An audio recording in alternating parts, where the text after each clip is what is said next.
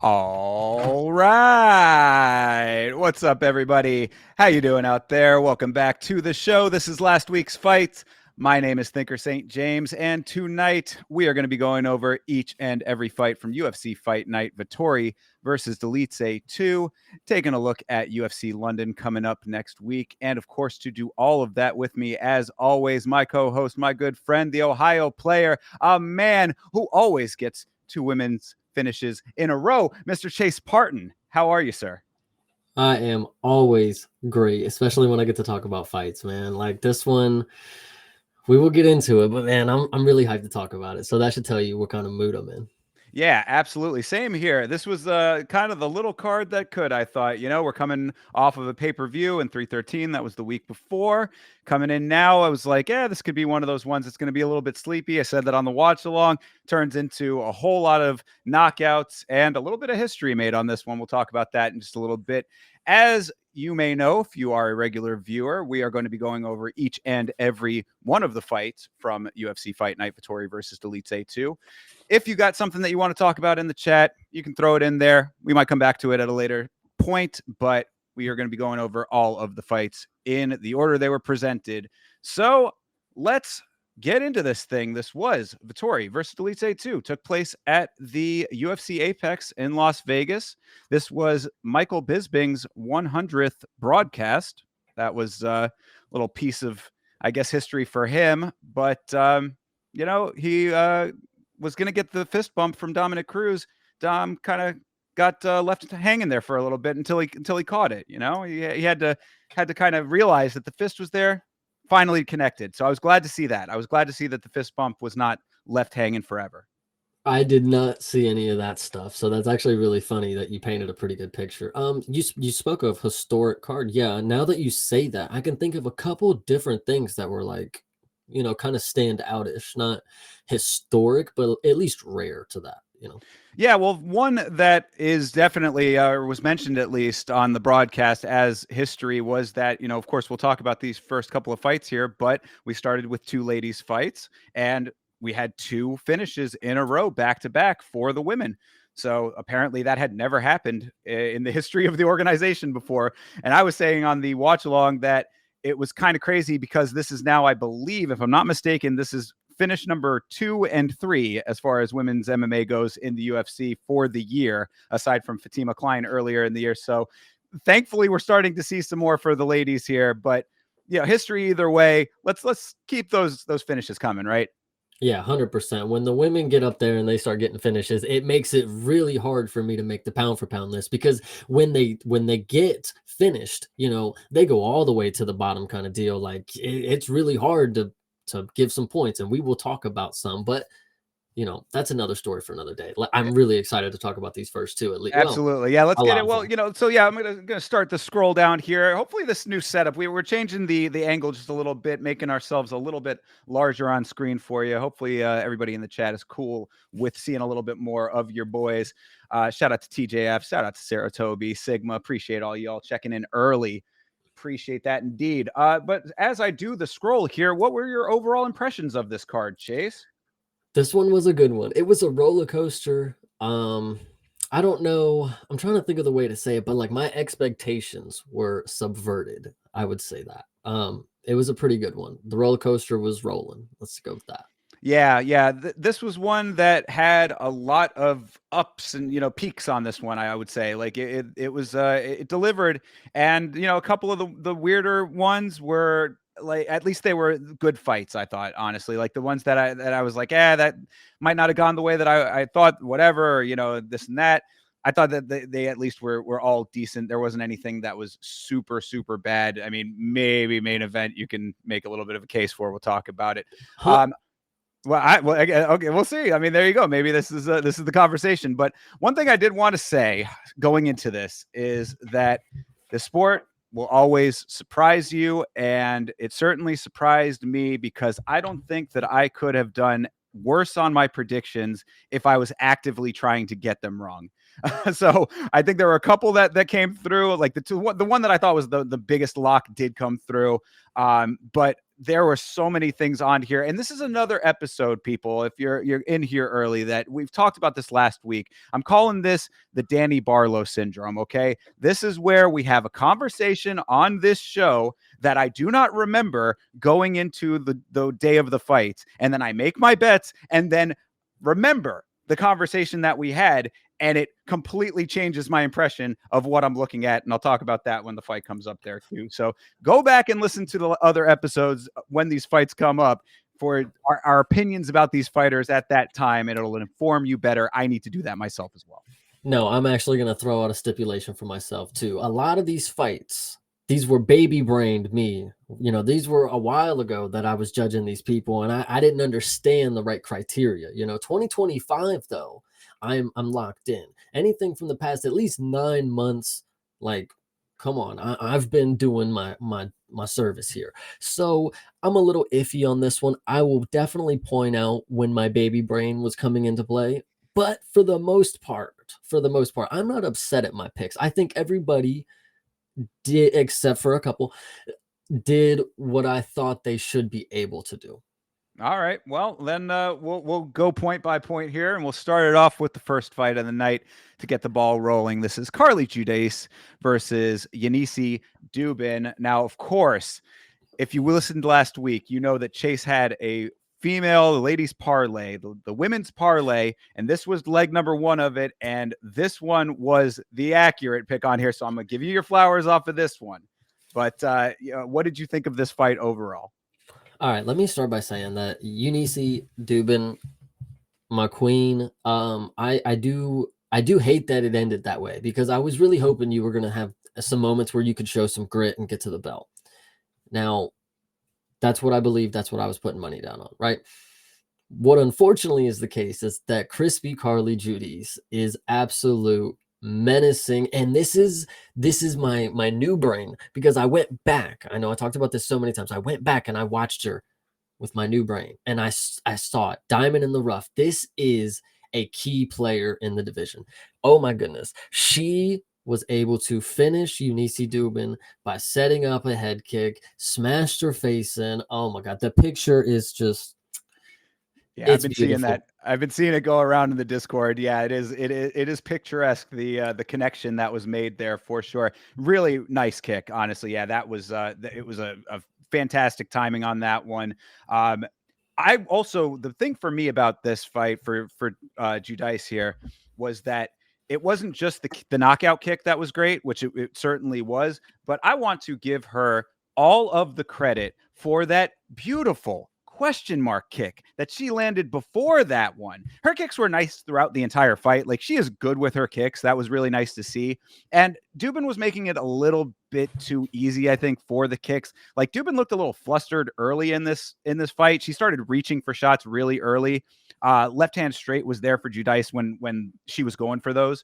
But that question mark kick is my favorite kick in all of combat sports. So whenever I see one, I'm like, there you go. And the placement of it and the timing of that one, I was like, if she can land another kick like that, then this might be an early fight. And there you go. You know what I mean? Like, it wasn't a question mark kick that did it, but the setup was there. She knew that she was getting her rhythm down really nice and early. Dubin making it a little bit easy for her. Bingo, bango. Yeah, I think this one could be spotted, at least in my opinion, from a mile away. You know, Eunice, I did do my scouting a little late in the game, I will say, but I was confident. You know, Dubin's last opponents all only have one loss, basically, aside from her Contender Series matchup. All have one loss, and it was to her, basically. So I just felt like she was very green. And Carly, with a 3-2 record, there was just a lot of people just said no way that I would ever put money on that. And now putting money on knockout would be crazy. I'm not going to lie to you, because, hey, I was not there for it. I was not going to be the one to say that Carly was going to just knock her into the stratosphere, but that's what she did. And whether it was, listen, it might have been a little, she was getting up. You know, I've seen worse, but it was definitely warranted. She got kicked in the head. She probably has a concussion, I would say. So, Yeah, yeah, no, I thought it was. I was fine with the stoppage. I didn't think that there was anything that needed to change about that. At least from my recollection of it. Even if, because honestly, like if it was probably instinctual at that point. I mean, I got it. It didn't seem like she was like right back to it. I thinking back, I guess maybe the ref did kind of jump a little early on it, but like it was a solid connection there. I was pretty okay with it. No, I agree. I could just make the argument because she definitely, and when she got up, she wasn't like wobbling around. She was kind of in it. She just had a bloody nose. She definitely got kicked in the face. So warranted stop. I mean, it put her to the ground. But unfortunate ending for the hype that Dubin had because man, she was the queen for a little bit. I'll tell you that. And now, like now it's unfortunate. Like she's one of two women to get finished in 2025. So she has Yeah. to be somewhere near the bottom, unfortunately. Yeah, and it's another one of those deals. I mean, Oh, with sorry, three. Sorry, three up until this moment too. Sorry, let right, me correct sure, myself. yeah. Yeah. No, absolutely. It's unfortunate that you don't get to see more of the skill set in fights like this. Now with Judice, she has other fights, obviously, and one of the big reasons that you were such a champion of her is because you were saying how close her other fights were, split decision, and her last two, right? Is that I Yeah. think that might be it. So yeah, so I mean, you've seen a little bit more out of Judice to know that that was a good pick. Dubin, I would like to see, what other skills that she might have. But what we now have seen is that she can get kicked pretty easily because it was not just the knockout kick. Again, the question mark kick was right to the face as well. That very well could have been a knockout had it been, a little bit more on the button or a little bit more power, whatever. You know what I mean? So, yeah, not a great look for Dubin starting out. This is common with Contender Series people. And of course, the hype coming off of the knockout on the Contender Series has to be put in the context of who she was fighting, where these people are at in their careers, yada, yada. So I don't necessarily think that we need to count Dubin out altogether just yet, but being knocked out in your debut is not the greatest look. Well, I mean, she honestly doesn't have a fighting style that puts on a great set of inspiration because she just goes on and throws haymakers. Like that's just all she Yeah, does. I mean, and she's knocked everybody out up until this point. Do you blame her? I mean, this is kind of a skyrocketing competition. This is somebody I not necessarily Carly, but the UFC in terms. Like she hasn't really been against somebody who's actually going to put up that much of a fight against her kind of deal. Like we sure. haven't seen her finishes. They could just be one punch and they just like fall down kind of deal.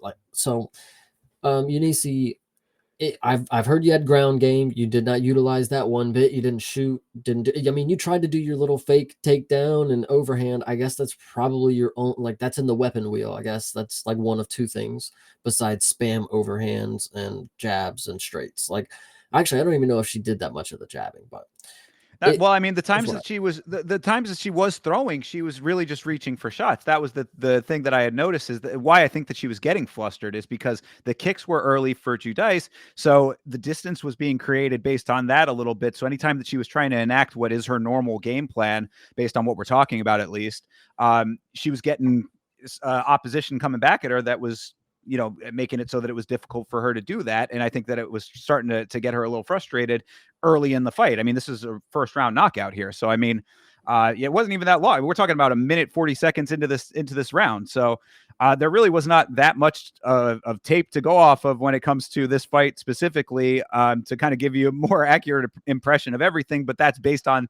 the limited information we did get. That's how it looked to me. And, sometimes when the kick lands, and that's just the end of the story. Well, I think in hindsight, what I'll say is the end of this fight started right because Carly took a couple shots. She took some big shots, unnecessarily early. Dubin kind of hit her with her biggest shots to the time, and Carly ate it, and that was probably right when we should have known it was over. Because like if she didn't just flatline her, like what honestly was Dubin gonna be able to do? Uh, in hindsight, I guess. So Yeah. No, it's yeah, easy to say now, of course. But look, we'll see. I mean, we'll see what she can come up with next fight. I mean, she's young too, right? I mean, she's like early 20s, I want to say. I Like, don't. I want to say that that's not true, but oh, maybe really? I'm wrong. maybe on. 28. Okay. Oh, geez. Okay, never mind. I thought she was like 23. Holy shit. Okay, I think well, she stepped away. Elite in the Discord kept saying she stepped away from the sport for 5 years or something. I don't know if that's true or not. Like, we're talking about Dubin here. I feel like that's what he kept saying, but maybe he was just on a rant. Yeah, he could have been being a little hyperbolic, maybe. But No, regardless, 2019 to 2024. uh, wow. Okay.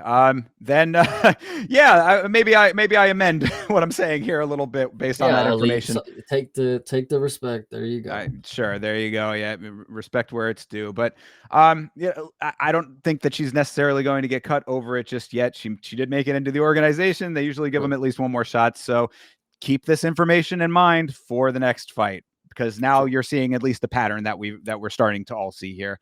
And I did want to mention, because you're talking about your new brain and how explosive it is, with all of this new way of thinking. If you're talking about Carly Giudice's record and that 3-2 or 2-3 rather, I am going to be championing my girl Sam Hughes in a little bit, but we're going to get to that when we get to it. Fair. Yeah, I mean, anything else on No, Giudice I'm ready for the next one. I'll all listen. right, let's keep it moving here. This is Josiane Nunes versus Priscilla Cachoeira. Go for it, brother. I'm going to interrupt first. I will Sure. let you. I'll let you bash. I'm going to say first. I think I have a really solid argument for why I think this wasn't the. Anyway, go ahead. I'm not going to. I'm not going to bash. The chat should be the people bashing over here, because it's not the incorrect prediction. At least for me, it's the emphasis on the incorrect prediction. Now, I want to explain why there is certain things in the sport that are unpredictable, and it has nothing to do with the fight itself. Because hear me out. And I think this is one of those times where I picked up on a pattern, right?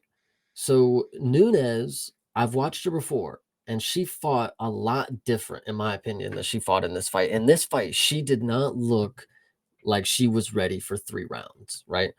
So leads me to believe the cut was not good, and she had to go out there and try to finish it in the first round, knowing she doesn't have the power to do so. On my end, it was a bad call, but maybe that was just her game plan. Go out there, slug with her, and that's something that's unpredictable. In the cage, you can predict a little bit more than that. But on my end, I think Nunes, I'm going to give her the benefit of the doubt. I think something was up. She wasn't feeling good. The flu's going around, guys.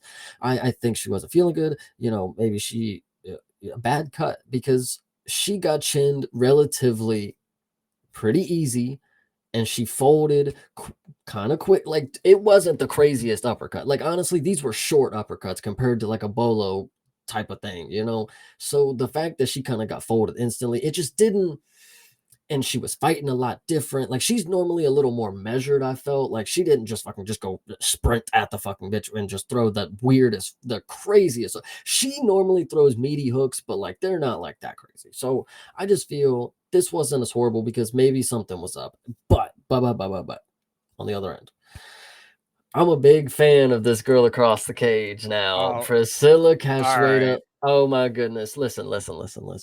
Shout out to the number 4 ranked pound for pound woman on 2025, Priscilla Cachoeira, with the uppercut finish. She's knocking heads off. She's dropping women. She's folding them to the ground. It's actually so crazy how This good is she killing is. me. I don't even believe it. She actually walked it. Listen, they want to talk about zombies. I didn't really see the zombie thing right here because the punches were not going to fucking fit. Anyway, she did look like a fucking savage, though. She was walking in and she was actually standing there. She was popping. Dude, she fucking looked good. This was like 2025 Cachoeira. Listen, asterisk 2025 Cachoeira. I don't care anything before. This is big brain Chase Cachoeira. She may lose the next one, but for right here, she was on top. I swear to you. And that is because Nunes, I'm gonna say, you had to go balls to the wall. And Cachoeira is just that build that can actually knock women out. And shout out to her. She's actually a true professional. Like, if you noticed in the bottom thing, this one didn't help you too much at the start of the fight. It said Cachoeira has been an underdog in every single one of her fights. So I was thinking like, oof, that you can't really base too much on that. But the fact that she came out here, she makes weight. She doesn't have bad cuts. She comes out here in shape. She comes out here ready to fucking fight. She doesn't switch up the game plan because she's not going to wrestle with this, but she's just going to knock her head off. And Number 4, pound for pound, Priscilla Cachoeira. I am a fan. All Go right. ahead. Look, I got to here because you're killing me right now. A true professional. This may be the new explosive big brain chase over here, but I am thinking farther back down the line. And Priscilla Cachoeira is one of the dirtiest fighters in this sport, men or women. She is terrible when it comes to the fouls that she gets like has gotten away with. I'm talking fish hooks. I'm talking eye gouges. She is a dirtbag in there. So what I have to say about this one is I was like, at least in this victory, it was completely clean. There was no kinds of wonkiness as far as that went. And I will agree, her striking looked extremely sharp.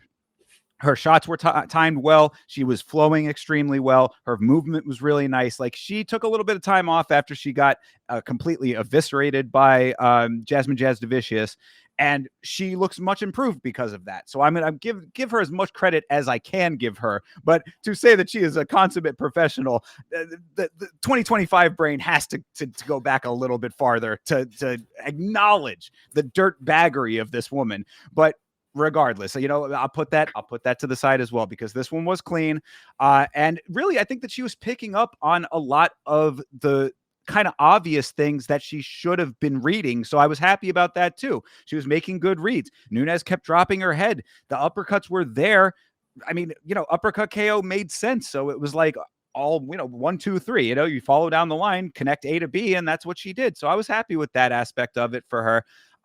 All of those other things aside. So now if she's number 4 on your pound for pound, it still is going to hurt me, but I can understand it. It's an understandable pain.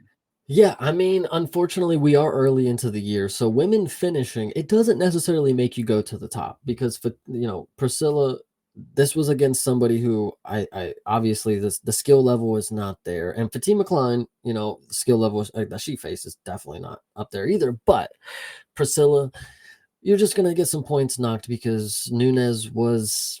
I'm just gonna say she wasn't there, man. I just don't know what it was. Something was just not the same. I'm telling you, I ain't never watched her fight like that. I would not put no money on a fight like that. Wait, listen. So that was crazy. But Yeah. the fact that Priscilla was able to get the finish, I mean, journeyman. That's all you can say. That's really what she is, and at least she's able to finish in her journey. I mean, you can at least say that.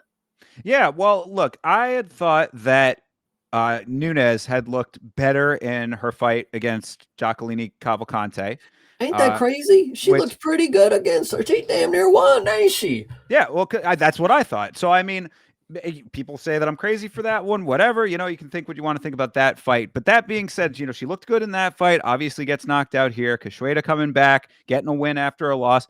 I think that if the stars align, then maybe Priscilla Cachoeira goes in there and maybe her versus Cavalcante makes sense at some point. I would like that fight. Yeah, hopefully Cavalcante wins. Then we can see Priscilla knock out another can, probably. Well, and look, I mean, I'm not mincing words here. I was hoping that this was going to be the continuation of Cachoeira's downfall based on the dirtballness that I was talking about earlier. I'm happy that it's not because it was such a nice knockout. I'll give her credit for that. Also did not realize that Cachoeira, I guess, is a former crack abuser. She was saying in her post fight. That was what's his name? Fabiano, yeah. Yeah, he was like, I used to do crack. I mean, like and I quote, I mean, if that's what she said, I mean, okay. I think that that was the clip that somebody had been, going around out of context, Fabiano, Yeah. that little part of that speech.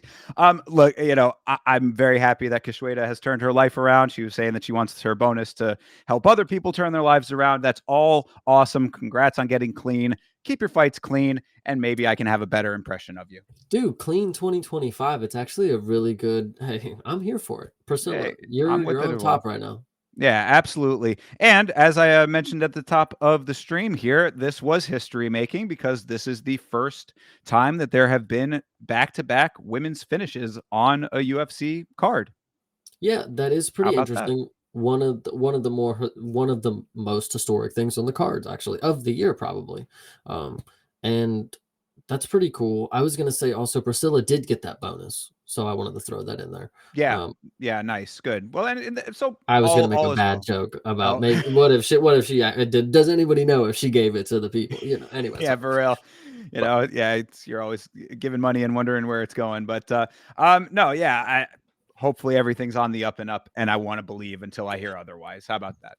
Yeah, but no, historic moment for the knockouts. I'm actually glad to be here for it. It's almost like it was here for me to watch, kind of deal. Like the sport waited for Chase to witness two knockouts from two cold ass women on UFC Vegas, whatever the fuck number this is, 104, yeah. Yeah, yeah. So like, gotta love it, man. There you Thank go. you, UFC gods. Yeah, no, I mean, you really, if you're only like what, like 2 years in, basically, or something around there, like you came in at a really good time, because I mean, you've been now through all of last year, which was a great year for the sport, including 300, of course, and into this year, which continues. So yeah, there you go. The stars are aligned for you in the sport. What's also crucial to note, if we just got the first two back-to-back finishes in the UFC, God knows when another organization is ever going to get that. Or if they already have, hey, shout out to them. Maybe, I don't know.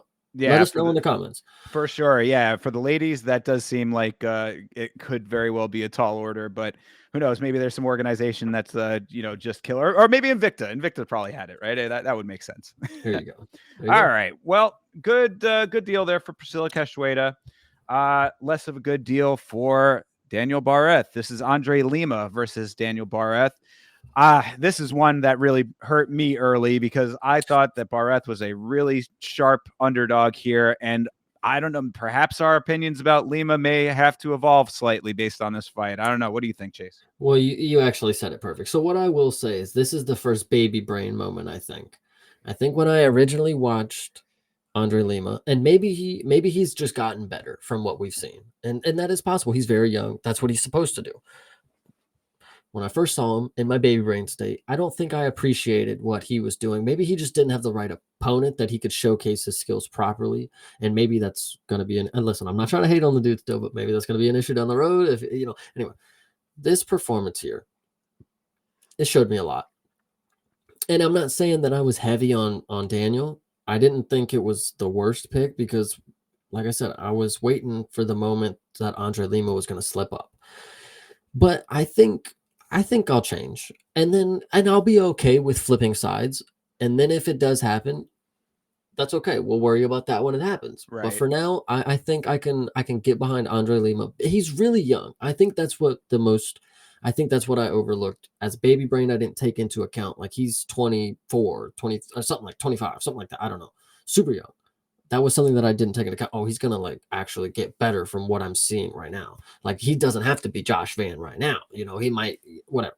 Mm-hmm. So I think right here, I think, again, subverting my expectations, but I wasn't upset. Like, I think I was happy to see a flyweight get to the pinnacle of where I see the division should be. Like, this is a good prospect now. At once I didn't see it, and I'm like, this flyweight guy, maybe we shouldn't, blah, blah, blah, blah, blah. But as of right now, 11-0, okay, I'm down with it. Let's see you continue fighting. You're not as active as a lot of people, especially in the flyweight division, but I'm intrigued. I'm intrigued to see you go up and see if I'm right or wrong. I think that's what is key here. Yeah, so I'm agreeing with everything here. The thing that I noticed the most about Lima in this fight that I did not see in previous fights was the activity in his footwork.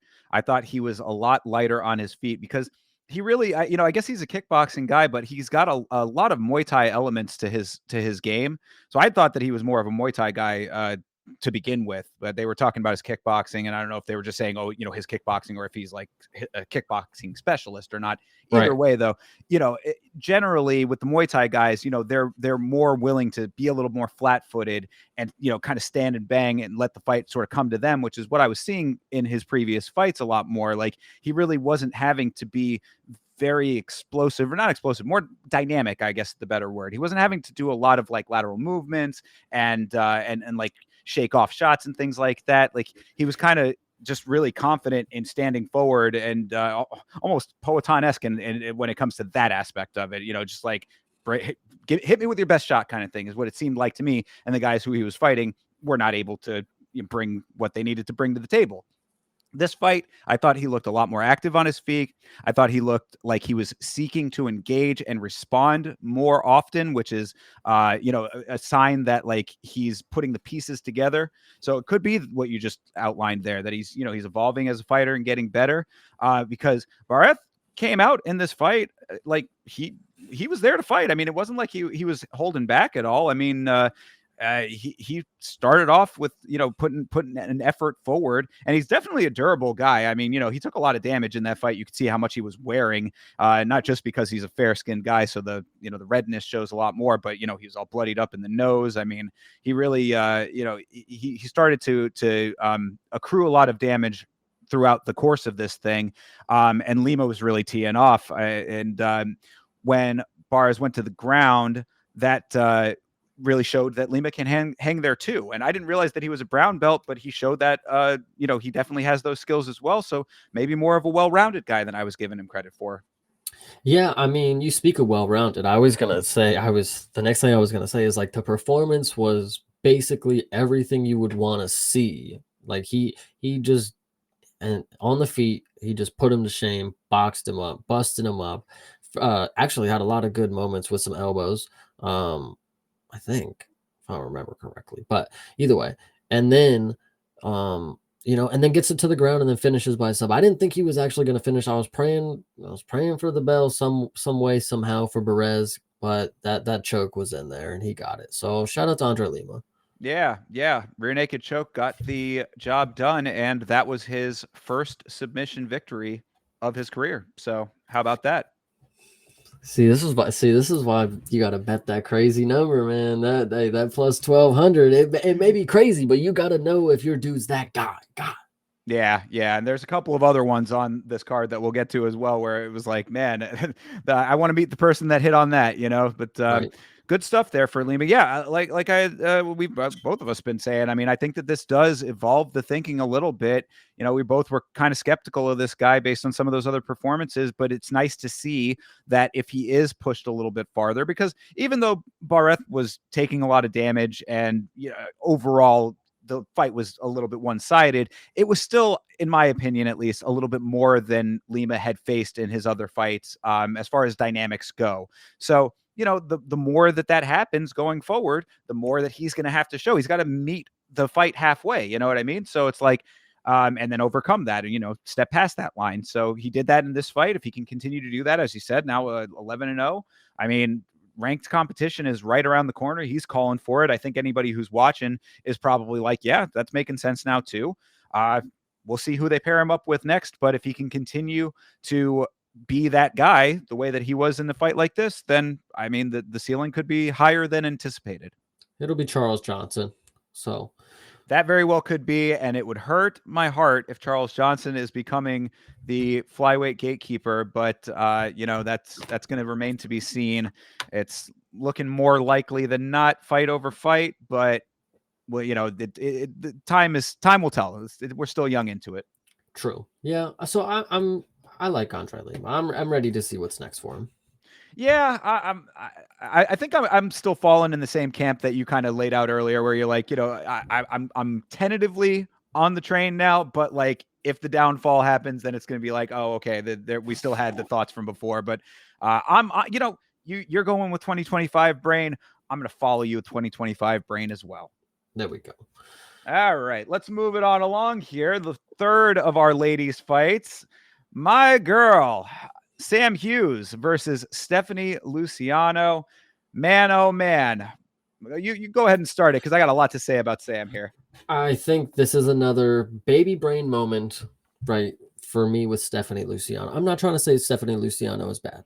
I actually think she fought very well, and I thought she was going to get the nod. But in hindsight, I can tell you why she didn't. But in the Contender Series with Luciano, I'm pretty sure the same series was Carly Judice as well. The baby brain in me I just looked at Luciano because she was a warrior. She was like fighting up until the bell, and then in the third round, she was like trying to knock heads off. So I didn't see too much of that here because she was getting held down towards the end of the rounds. Like she wasn't able to have that second win, like I'm gonna steal the round moment, because Sam Hughes was able to get 3 takedowns and hold her down for 4 minutes. And it was about 2 minutes each round, I believe it was. No, yeah, it probably adds about Something like that. yeah, she was able to get her down at the end of both 2 and 3 after getting boxed up on the feet. It wasn't terrible.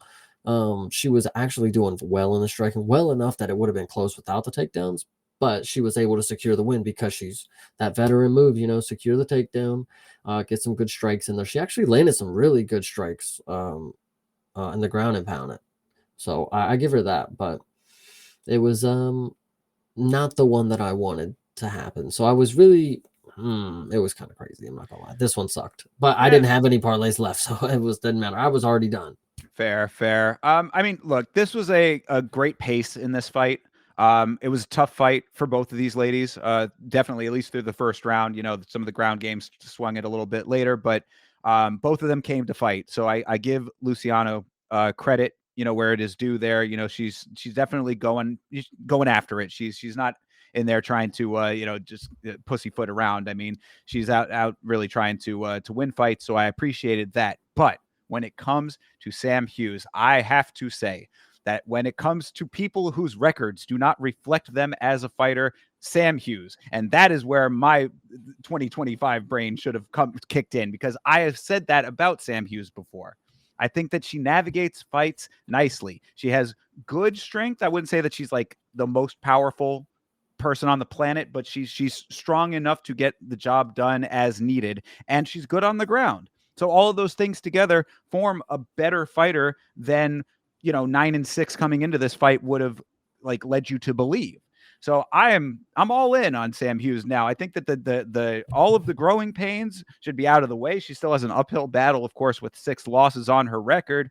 So it's going to take a lot of wins to make something for herself beyond being the now 10-6 fighter that she is. But I've got a lot of praise for her in this fight. It was a close fight. I just thought that once Sam really found her rhythm in round 2, most especially, that Luciano was playing catch up through a lot of the rest of the fight. And she nearly got finished in that second round too. So, Yeah, I will say this also. I think the new age excuse me. I think the new age of women that are coming up through the contender series. I can name 3, 3, 4. Actually, there was a lot on this last contender series that I thought were pretty good. But they're just really coming out here, and they're awesome dogs. Like, I don't know who they grew up watching. I'm gonna say it's Joanna J, whatever, however the fuck you say it. That they fight, dude. They throw hands, these new girls, and I really appreciate it. I hope the love and the passion for the game doesn't fade throughout their time in the sport, because like what I'm seeing right now, it's good. Like they fight like they're trying to win. Actually, like they don't come out here. There's no Lauren Murphys. There's no fucking Penningtons. Excuse me, sorry, I'm just trying to hate, but like these people come out here and they're dogs. I really like these young women that are coming up. Shout out to Sam Hughes, though. I'm not going to give her too much credit because she should have lost this one. But Stephanie Luciano, you're still on to bigger and better things. Sam Hughes, you get to stick around for another fight where you probably stop a prospect's chances by getting fucking Sal D'Amato or something. Derek Clearly to fucking rob you. Well, to this exact point, I'm glad that you led into it, because this fight and fights like this are why I always say that fighters need to put a stamp on these rounds. You have to make it definitive. Luciano let a close fight slip through her fingers because she didn't have enough definitive, defining moments in this fight. Now, I always rewatch all these fights. I do rewatches on every single fight before we do this show. So in the moment, it feels one way. After the fact, it feels another way often. I think in this one, I do think that Hughes edged it, but it was very, very, very close. And a split decision like this, I mean, you can make a lot better of a case when you have those big defining moments. Now, I'm not saying that you have to go out there and be the most explosive fighter at all times. You don't have to run and gun. It doesn't have to be, the crazy looping shots or anything like that. But there has to be that one thing that you can draw, like that the one on this very show, when we come back and say, that was the thing. You know what I mean? And she just didn't have enough of that. I will say, though, that in this split decision, somebody giving her Luciano a 10-8 round in that second round, I'm assuming that's what it was, is a little crazy. That's a little fucking wild. I don't think that there was anything that should have been 10-8 worthy in that fight. I mean, depending on how you judge the sport, maybe you see it a little bit differently if you want to be that hard-nosed stickler about things. But split decision nonetheless. I think that 29-28 was the right call for Sam Hughes on this one personally. Yeah, this one was okay because I can just chalk it up to like, oh, I see what I saw before, but I see where it was a little flawed. I think that's what it was. And also to that point is like I don't think Luciano took as big of a leap in her skill as maybe she should have by this time. Like she hasn't been here for a little bit. Same with Carl, but different with Carly Judy. Sorry, I should say, because I saw the same skills as I once saw in her matchup, way back long ago. Like Luciano is somebody that was going to have to grow some skills and get some new techniques and methods. And didn't I actually think she's pretty good at BJJ too, but I could be wrong about that. But she doesn't really didn't really show anything different from what I'm already seeing. And that's you got to show at least some steps in the game, I think. I think that's a very, very good point, actually. Yeah, that the evolution needs to continue for her for sure. And as far as on the Hughes side of things, I think that you're seeing kind of a similar baseline for her. Like I don't think that she's necessarily like shored up all of the holes in the game or anything like that. It's kind of just a consistent level of output, which is why she ends up in the situations that she's in, where sometimes she'll win, sometimes she'll lose. That being said, just realize that with a fighter like that, it's Angela Hill syndrome for me. You know what I mean? It's the person that she's going to win when you need her to lose. She's going to lose when you need her to win. So just be careful with your parlays based on that. I believe that they had said on the broadcast that Hughes has been the underdog in like all of her fights or something along those Oh, so lines. same with her? Yeah, it was Priscilla too. Priscilla has been a dog in all of her fights. So if Sam Hughes too, that's crazy. Yeah, something like that, or at least the majority of them. Yeah. And it's like you put that plus money next to her name, and she's going to upset your parlays. So just keep that in mind. I like Sam Hughes. I hope that she sticks around, and I hope that she does elevate the skill set a little bit more. Like what we're saying, the constant evolution is what sets people apart as well. You start off at one level, and you continue to evolve and get better, and shore up those holes in your game. That's how you get to the higher levels of the sport. So hear me out, right? Yeah. On the tail of the tape, it'll tell you what percentage of fighters over the age or under the age of something have beat the other. I think they be subtly changing it because I swear to God, I have seen it say 65% for the younger person, and then that motherfucker loses to the old person more than 65% of the time on the year. So they must be subtly changing it from like 23 to 24 to 25. Like I don't know because listen, listen here. I've seen a lot go down this year, and it ain't been a long year. So just keep that in mind. Well, the stats continue to raise and change as the fights happen. So maybe they're just evolving with the new information. But I mean, if you're good on this fight, the next fight is playing right into what you're talking about here. So I think we can move on to it. Let's talk about Carlos Vera versus Josias Musasa, 37 years old for Mr. Vera. Yeah, that is pretty crazy. Dude, Annie was on like this most recent season of oh, so was Cody. So I'm hating, and they're the same age. But yeah, this one is exactly why I did not want to bet on this. I wanted to stay away from this fight specifically because like just something about it. It was too good to be true. Like, oh yeah, Musasa knockout. Like, there's gonna be two people on the card. It was either going to be Vallejos or it was going to be Musasa. We weren't going to get two guaranteed walk-in, walkouts kind of deal. Musasa, though, gosh, I don't know. It was crazy to see. And we'll go on to Carlos Vera. This dude here, he actually put on a lightning in a bottle performance. He comes out here and puts this dude to shame on the feet, puts him on the ground with some crazy kicks. First off, it wasn't just the ending Wonder Boy sequence that he fucking had. It was the spin kick first that he caught him clean on the chin. Hell yeah. And shout out to Masasa. I mean, if he ate the first one, the second one should have been like breakfast kind of deal. Like the first kick was dinner kind of, but that second kick was just right on the money. That should show you that it doesn't have to be the most powerful. Like it's just got to be right on the motherfucking button.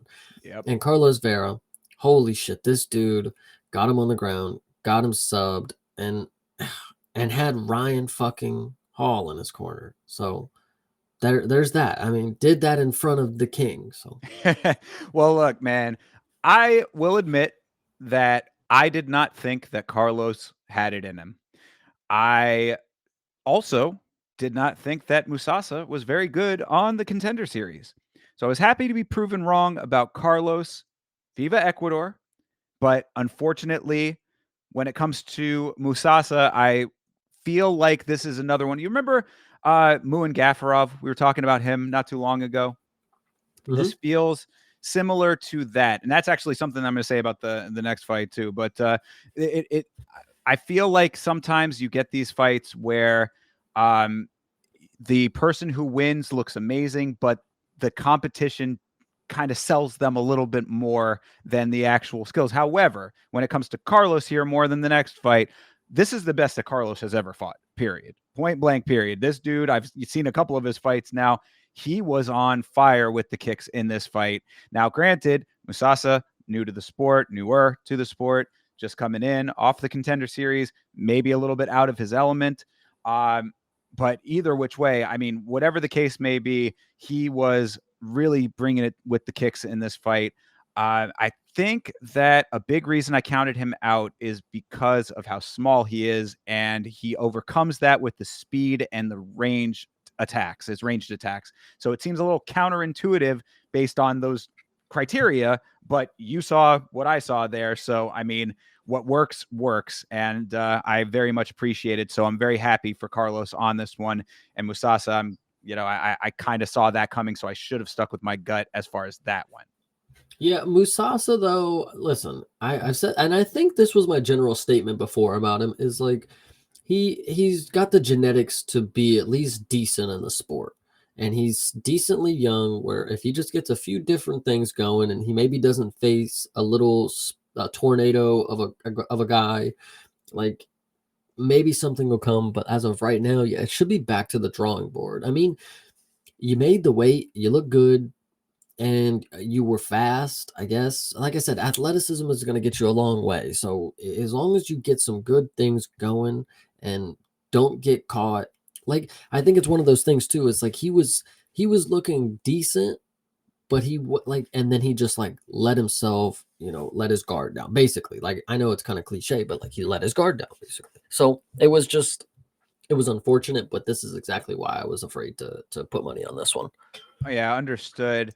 To Musasa's credit, though, I did want to make note that I appreciated that when Vera went to the ground. You were just talking about how Ryan Hall is in his corner. Obviously, Ryan Hall, good on the ground when he can actually get people there, when he's not rolling and rolling and rolling. But, a jiu-jitsu specialist, a very high level one at that. So, training with someone like that, the ground game should be there for Vera as well. I appreciated that Musasa, when Vera was trying to bait him to the ground, he did exactly what I've talked about on this very show many times now. He stood back and said, "Get up." And I appreciate that, because obviously Musasa knows that his bread and butter is going to be in the striking, going to be in getting in there and grinding, making it a little bit dirtier. Now, right, of course, he got caught. We just went over that part of it. So there are things that he needs to fix, but he certainly knows that his ground game is not his strong suit, I would assume, because he's not, he wasn't actively following. So don't go to the ground when you're stronger on the feet.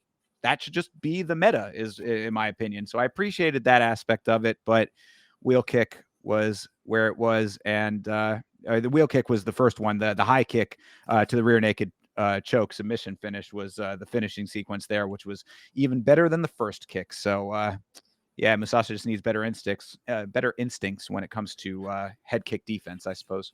Yeah, like I said, he's young. He should be able to get it done. I mean, not get it,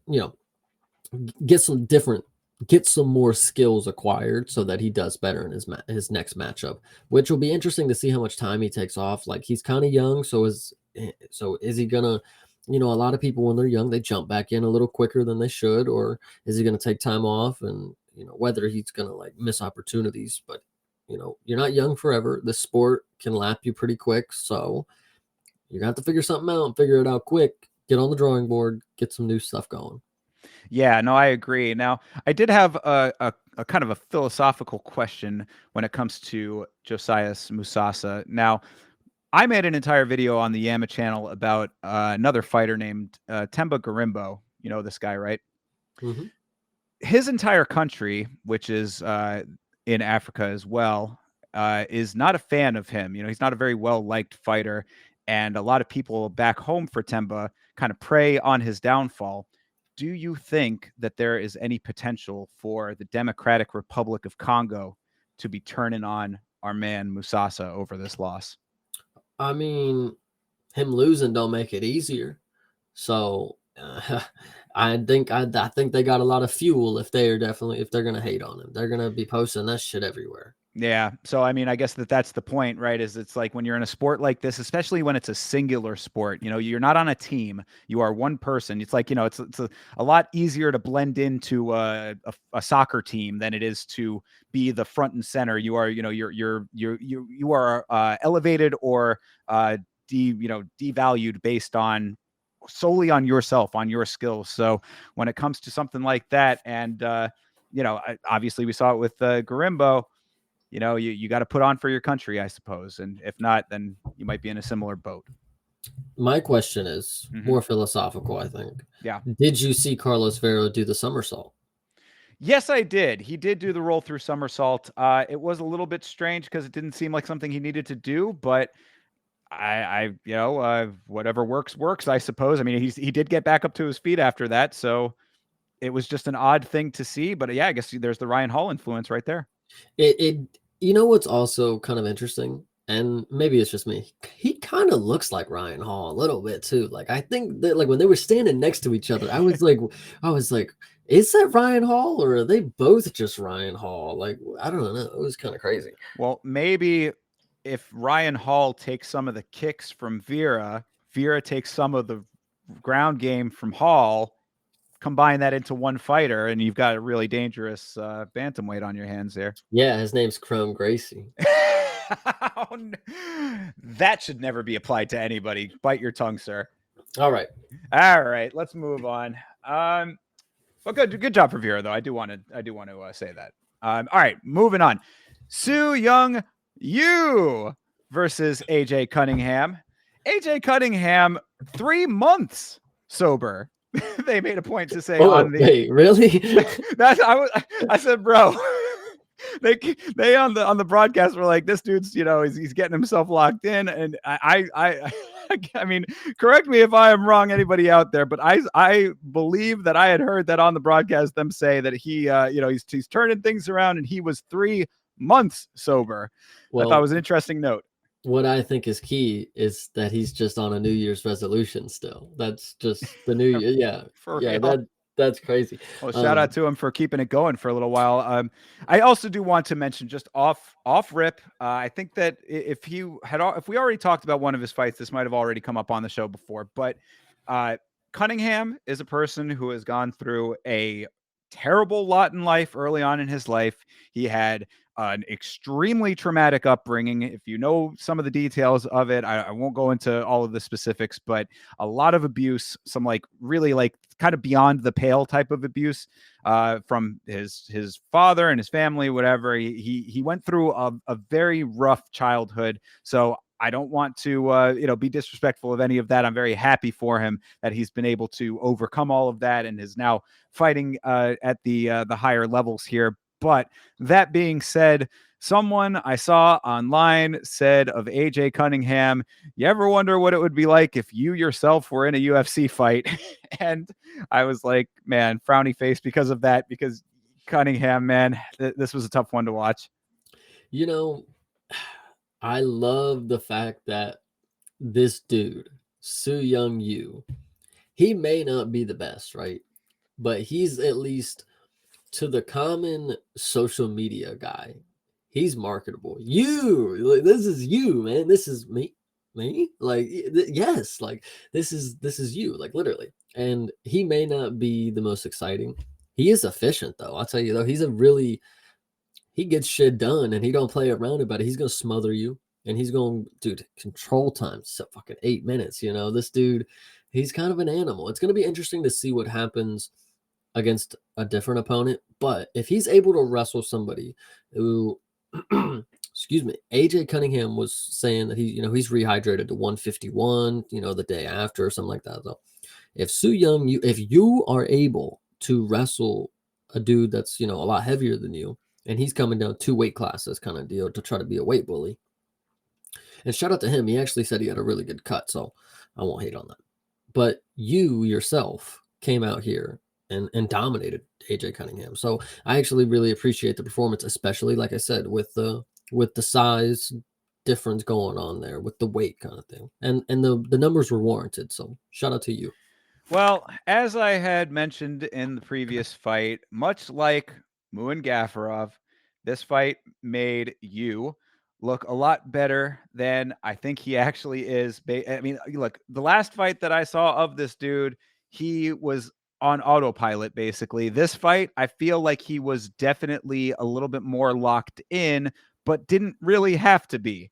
You know what I'm saying? I mean, Cunningham was inactive at a lot of times in this fight, and it was very obvious that he was beyond his depth of skill. He just looked a little lost in this fight, to be perfectly honest. And I mean, again, I'm not trying to hate too much on the guy because he has been through a lot, but like I feel bad on his like whole UFC run, really, because his first fight, short notice fight against Ludovic Klein.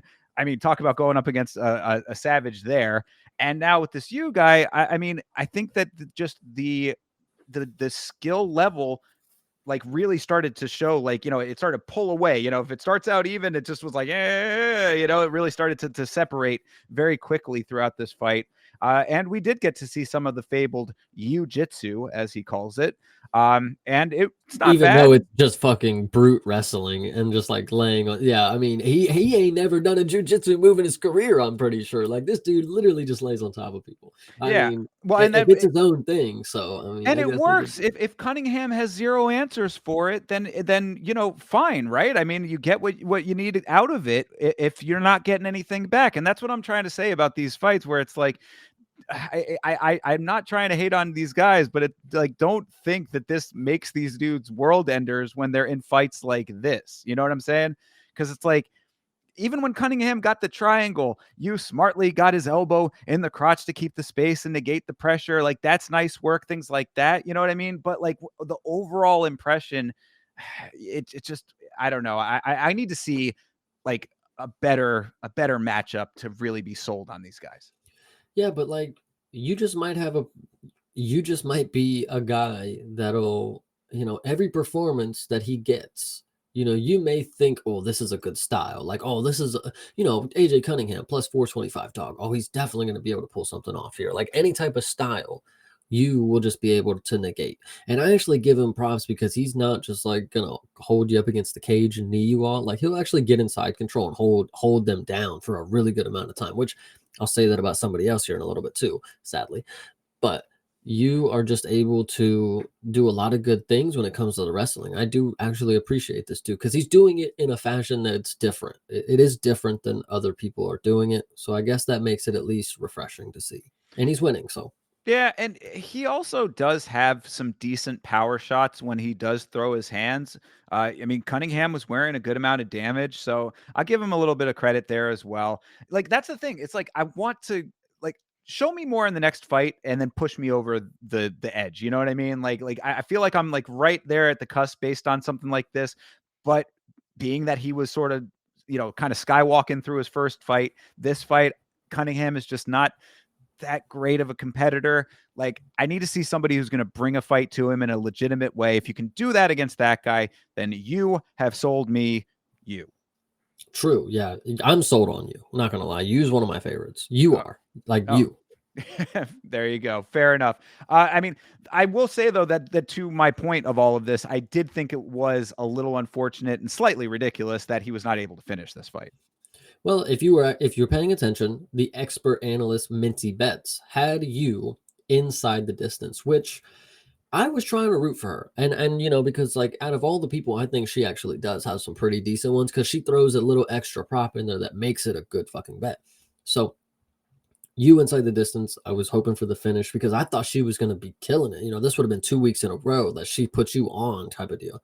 But He wasn't able to finish. It was unfortunate, but that just shows you the grit of AJ Cunningham, I guess. It wasn't like a brutal, domination. Like you said, you just kind of gets an autopilot, which it works, but there's going to be a time when it doesn't. Until somebody kicks the autopilot off, we're going to have to figure out what he actually is able to do when he's not the aggressor or if he's not able to get his game plan off. So I think that'll be key. And yeah, no, I agree. As far as AJ Cunningham goes, do you think that we see another fight from this guy? I mean, that's not 6 losses in a row, right? I mean, it's only 2. Yeah, I mean, you said his debut was just his last fight. Right. Yeah. It's short So, notice as well. yeah, so he'll be all right. He'll get another one. All right. All right. I want to like the guy. You know what I mean? I like I hear you. based on his story and all that kind of stuff. Of course, I'm rooting for him. I really need to see like a dramatic increase in skill before I'd ever go anywhere near putting money down on him. Yeah, I can hear that. Yeah. So maybe him and Bryce will cook something up. Oh yeah, we'll see. All right, moving on down the line here. Waldo Cortez Acosta versus Ryan Spann. Ryan up a weight at heavyweight. What did you think of this fight, sir? I knew exactly what was going to happen. I've seen Ryan Spann lose on the feet to Anthony Smith 2 times.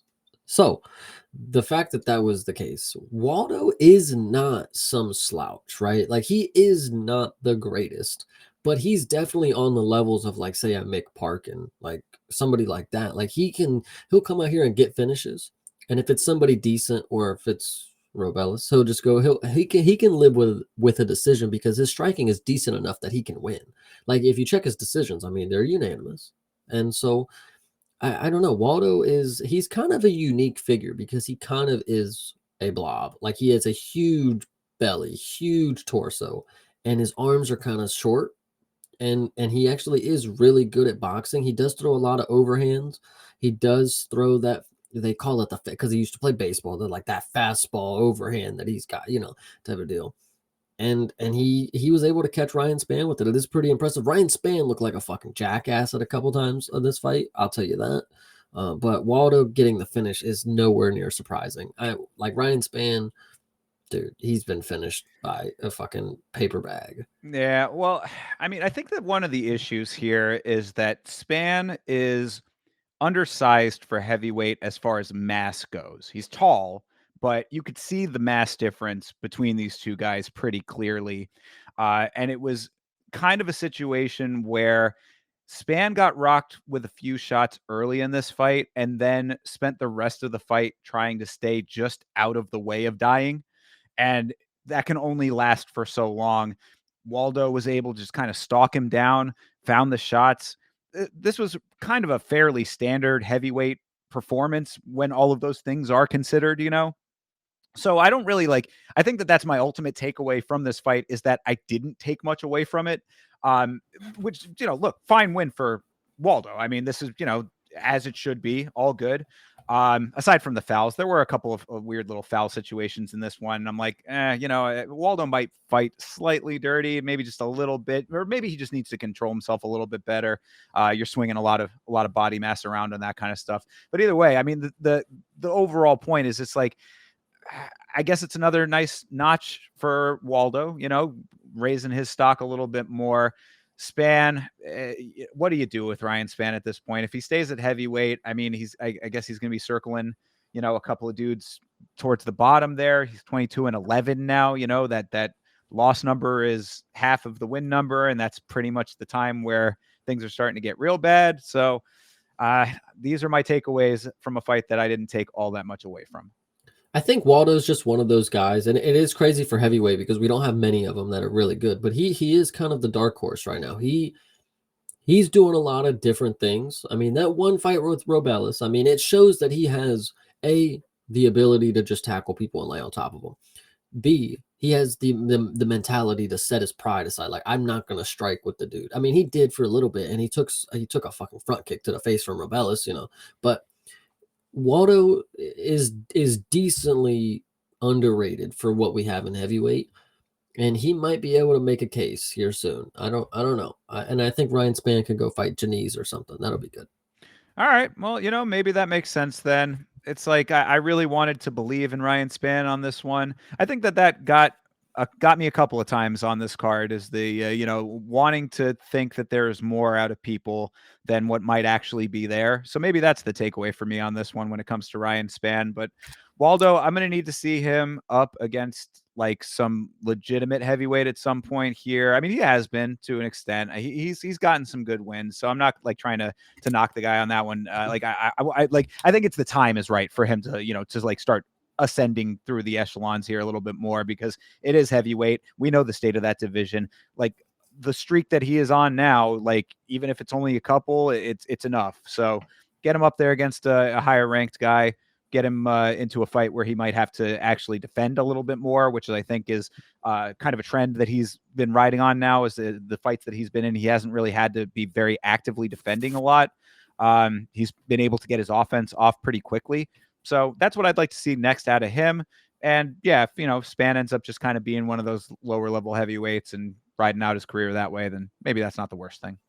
Yeah, I mean, if you ride out your career a weight up from what you did your whole career, that means you just get to be out of shape, basically. Like you get to just get paid for, like you've done all the training. Just do some cardio, get in shape, kind of deal. But you don't have to be on a strict diet. If you got 3 fights left on your contract, just fight it. Ride them out. Go get paid. Yeah, and continue to take heavyweight shots because that I think is going to be one of the issues here, and was one of the issues in this fight.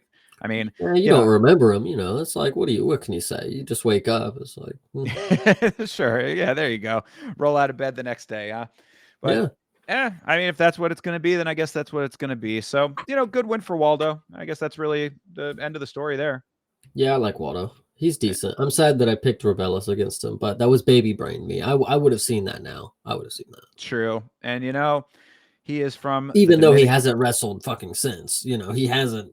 I probably wouldn't have picked that now because. And there you go. I mean, we're gonna have to see what happens against somebody who actually might have to give him a problem that way. Maybe if he ends up against Jalton at some point, that'll put him to the test that way. True. No, True. and he is from the Dominican Republic, so shout out to my Dominicanos. All right. All right, moving on. This was my biggest lock of the card, and thank God that at least one of them came through for me. This is Kevin Vallejos versus Sungwoo Choi. Vallejos getting the job done. What'd you think? I mean, what else can you think? I mean, beautiful performance. I mean, he did exactly what he said he was going to do, and he might continue to do exactly what he said he's going to do. This dude's very scary in the division, and I'm actually going to give credit to somebody who I normally don't give credit to. Aljamain Sterling went on Twitter after this and said, I hope you guys are paying attention and noticing the little details, but Kevin Vallejos fights exactly like Ilya, and it's like spot on. When I rewatched it, I'm like, holy shit! It. I mean, even when he knocks him and he's like going for the finishing punches, like that's literally the finishing sequence on Volk. Like it was like iconic. So Kevin Vallejos, I don't think I say that one well, but he's on to some pretty good things. And this is the what's crazy to think about in featherweight. You got Diego and Mozart, and they still haven't even had the rematch. And now we got John and Kevin. At some point, we're going to have 2 really good rematches, and we're finally going to have rematches that people want to see. Isn't that weird to think about? Like, what a novel concept. Yeah, and he called for it too. So I mean, exactly. he's definitely gunning for it. He wants it. It's going to make sense somewhere down the line, it would seem, because this Kevin Vallejos, man, the boxing is so clean. And as expected, if you saw him on the Contender Series, you knew what he was capable of. And he came in here and did it exactly as he did there. Solid fundamentals in his movement and his timing, and then the power on top of it. I mean, the kid is sharp. On Choi's side, never really got a game plan in motion. Really just seemed to be reacting more than enacting when it came to offense. Slow to start against Vallejos was not the way to go in this fight because this dude was off to the races. And it is funny that you brought up the Aljamain Sterling line there, because not having heard that, I was already calling Vallejos mini Ilya. So yeah. I think we're all seeing the same thing here. Times that beautiful overhand right, all that needed to be done. Put him out. Obviously, need to see this guy on the ground to gauge the full skill set. But as far as the hands go, this dude is the real deal at 23 years old. Hey, I mean, if anybody's making a case, he's making a good one. There's a lot of killers in this division. People want to talk about, divisions that are dead and are in stagnant state phases, anything like that. Like featherweight, anything but what if Diego wins the belt, which I'm not going to get into it yet, but Diego wins the belt, the division is fucking popping. Volk steps up, and now that one's dead as shit. And then this one here, this one goes crazy. I love it. Yeah. I mean, I think there's still potential for one up to No, it'll be start, good. Lightweight will be start, really good if Volk goes up. Lightweight is going to be fine eventually. It's got some stuff that it needs to work out, but it's on its way to working it out. I feel like featherweight is like just getting past the point of having worked itself out, or it's going to definitely with the fight coming up is going to be like the end of the workout phase of it. I think that lightweight just needs a little bit more time to get to that point with a couple of guys that need to shake out. But either way, this is a good start to it at featherweight. And Fitzgerald called Vallejos the Argentine Slugger. I don't think that Kevin Vallejos has a nickname, and I really like that one. I heard that too, and I'm looking on ESPN, and no, his nickname is El Chino. Maybe that means it. I don't know. We don't know, but that is a good nickname. I remember him saying that, and I do like that a lot. Yeah, too. I thought that was pretty cool. I also did want to at least make a mention that Vallejos was also very classy, showing respect to Sungwoo Choi, who just lost his mother recently and still showed up to fight. So best wishes to his family. And obviously he is a warrior and a soldier for still taking that fight. So, shout out to him. Yeah, I mean, I know we don't really love to talk about some aspects of the sport like that, but like this is what separates people. Kevin Vallejo, whatever. Kevin had a mindset that he had to come in and, he knowing what he knew, unfortunate, for the guy, but if you want to be the best in the sport, you got to go out here and execute the exact game plan that you were before knowing that information. So, say a prayer and move on after the fight. It was very, like you said, very classy of him to make note of it. Shout out to Choi. But Kevin, this is the type of shit that you like to see. I mean, you got to be the type of person that sets everything aside. And if you want to be the best, you got to go out here and prove it. And he did it. And unfortunately, it's a mindset thing at this one. It's like he did it, and at what cost kind of deal for the other person. But you got to be the man. You got to beat the man to be the man kind of deal. Yeah. Well, and then when it comes to Choi now, 2 knockouts in a row, on the wrong side of those. What are we thinking? 2 knockouts, but he's been here for a little bit. 11-8. Yeah, he's been here for a while now. He can go. That would be a fucked up one to cut him after. Not gonna lie. Yeah, I mean, I don't think that he should be cut. It's a hard hill to get back on top of. You're climbing out of a very low valley there. I don't know what it's going to be, but I hope that there is something for him. Maybe it's not cutting. Maybe he's like, maybe he takes a break, or maybe he's done. Who knows? But like 11-8, you've been in the UFC for a lot of fights now. It's not the worst thing if we see him on roster watch. Maybe it's probably a personal choice. Yeah, perhaps. Yeah, maybe some time off might be the right way to go for him. Just to take a little bit of headspace time, get yourself back right. It might not have been even the best thing to have taken this fight in the first place. True. So either which way, though, I do wish the guy the best, because it is like, you're going up against Steve Garcia before that, right? I mean, it's like, oh fuck, yeah, that's what I'm saying. So this dude has been taking some very, very hard fights and paying the price for that. So take a little bit of time, get yourself right, and come back better for it, hopefully. I hear you. Yeah, 100%. All right. Well, don't have as many nice things to say about the gentleman in this next fight. This is Dair Nurgashai versus Bredson Ribeiro. Huge weight miss for Nurgashai, coming in 4.5 pounds overweight. How the fuck did this fight even go on? Um, yeah, this one's pretty crazy because bro showed up. Like the meme, he's like, "I'm gonna show up, but I'm not gonna try." Like that shit is hilarious because this dude, I don't know if you saw, he did his pregame ritual with his coach where the coach spits the water on his face. He did that again. Oh, they're making a thing out of that now. That is, yeah, that is a Well, because thing. that happened in between rounds last time. So Yeah, so he did it at the beginning of the. Actually, gotcha. that is a good point. They're trying to Yeah, hone they're into it. trying to meme over here. They're making it a thing. Good fucking job. He fucking lost the fight. Anyway, I actually was hating on Brenton Ribeiro because the last matchup that I watched him in was very, very boring, and he was not, I guess, not able to be as aggressive as he would like to be. Because this one, he showed some good aggression here, and I really liked it. On the feet, it was decent, and then gets it to the ground. I loved that. It might have been Brendan Fitzgerald, but he was explaining that Dair Nergashay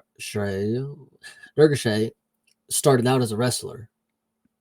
Buddy, the grappling didn't look there for me. If you got subbed at by something that everybody on Twitter and they're like talking about Kimura in 2025, what is going on? Kimura in 2025, like two Kimuras.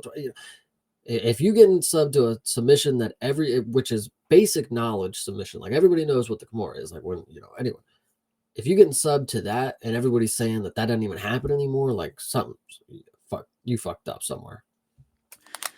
This was another Danny Barlow situation where, God, I wish I had listened back to our episode where we talked about his fight on the Contender Series, because if I had even the slightest awareness that this was the dude who's got the tick that is the worst tick in all of MMA, where he is constantly wiping away his eyes, closing his eyes to do so. He goes across his face to wipe his eye completely. I mean, and it's every I mean, I was saying like on the watch along, I was like, he does it every 5 seconds, like just say like hyper, like, oh, every 5 seconds, like that's a lot. And Vitz was like, no, it's like multiple times within the span of a couple of seconds, like 2 or 3 times per every 3 seconds or so. I mean, like, so he's constantly boom, back to his face, back to his face. If I had remembered that, this prediction would have been entirely different. And yeah, I mean, coming to, kind of eating the dessert first here when it comes to the finish of this thing, the lack of awareness when it came to the finishing sequence with the Kimura that you're talking about, like it was really, really bad. It was like, because it was so from a mile away, you could see that it was coming. Ribeiro sets up the Kimura, has the arm fully extended backwards, and that's like the telltale sign that if you continue down this path, the Kimura is going to happen. That's why it's so rare in 2025, because once the arm is back there, everybody generally has the awareness to adjust to what they're feeling because it's an odd position for your arm to be in. It's not natural for it to be pulled in that direction and pushed backwards like that. So it's like, it sends the message to your brain pretty quickly. Oh, this is starting a sequence that could be deadly. No awareness there. Ribeiro sets that thing up. Nergashay rolls right into the one position to advance it to the point of it being a full-on locked submission. Shout out to Brenton Ribeiro for staying the course with that, because he could have let that go and the roll through could have been successful for Nergashay, but it wasn't. Like, it was more on Nergashay's fault than it was on him for just doing the thing that you should do. True. Yeah, this one was, I remember watching it in live time, and I didn't catch Brendan Fitzgerald saying at the beginning, like, he's got an eye tick, guys. It's not a problem. He doesn't need to see a doctor. Like, it's just what he does, blah, blah, blah, blah. But as I was watching it in live time, I'm sitting here and I do the same thing that I did in the Contender. It's like, yo, this dude's got some fucking problem. Like, he needs, like, he's got like an eye problem or something. Like, he can't like open his eye. Like, he's manually blinking or something in his right eye. Like, I don't know what's going on. But manually blinking, dude, I'm serious. Like, that's exactly what it looked like. It was every moment wiping the sweat or doing something. But like, I was just really hoping. It's just like, Brenton, just bro, punch him in his right eye. Like, he's gonna keep touching it. Like, there's gonna be 2 moments where he touches his eyes, and then he's gonna keep doing it. Like, dude. Him during, oh my God, him during COVID. Holy shit. Dude, hands out your eyes, Yeah, dude. for Like, real, right?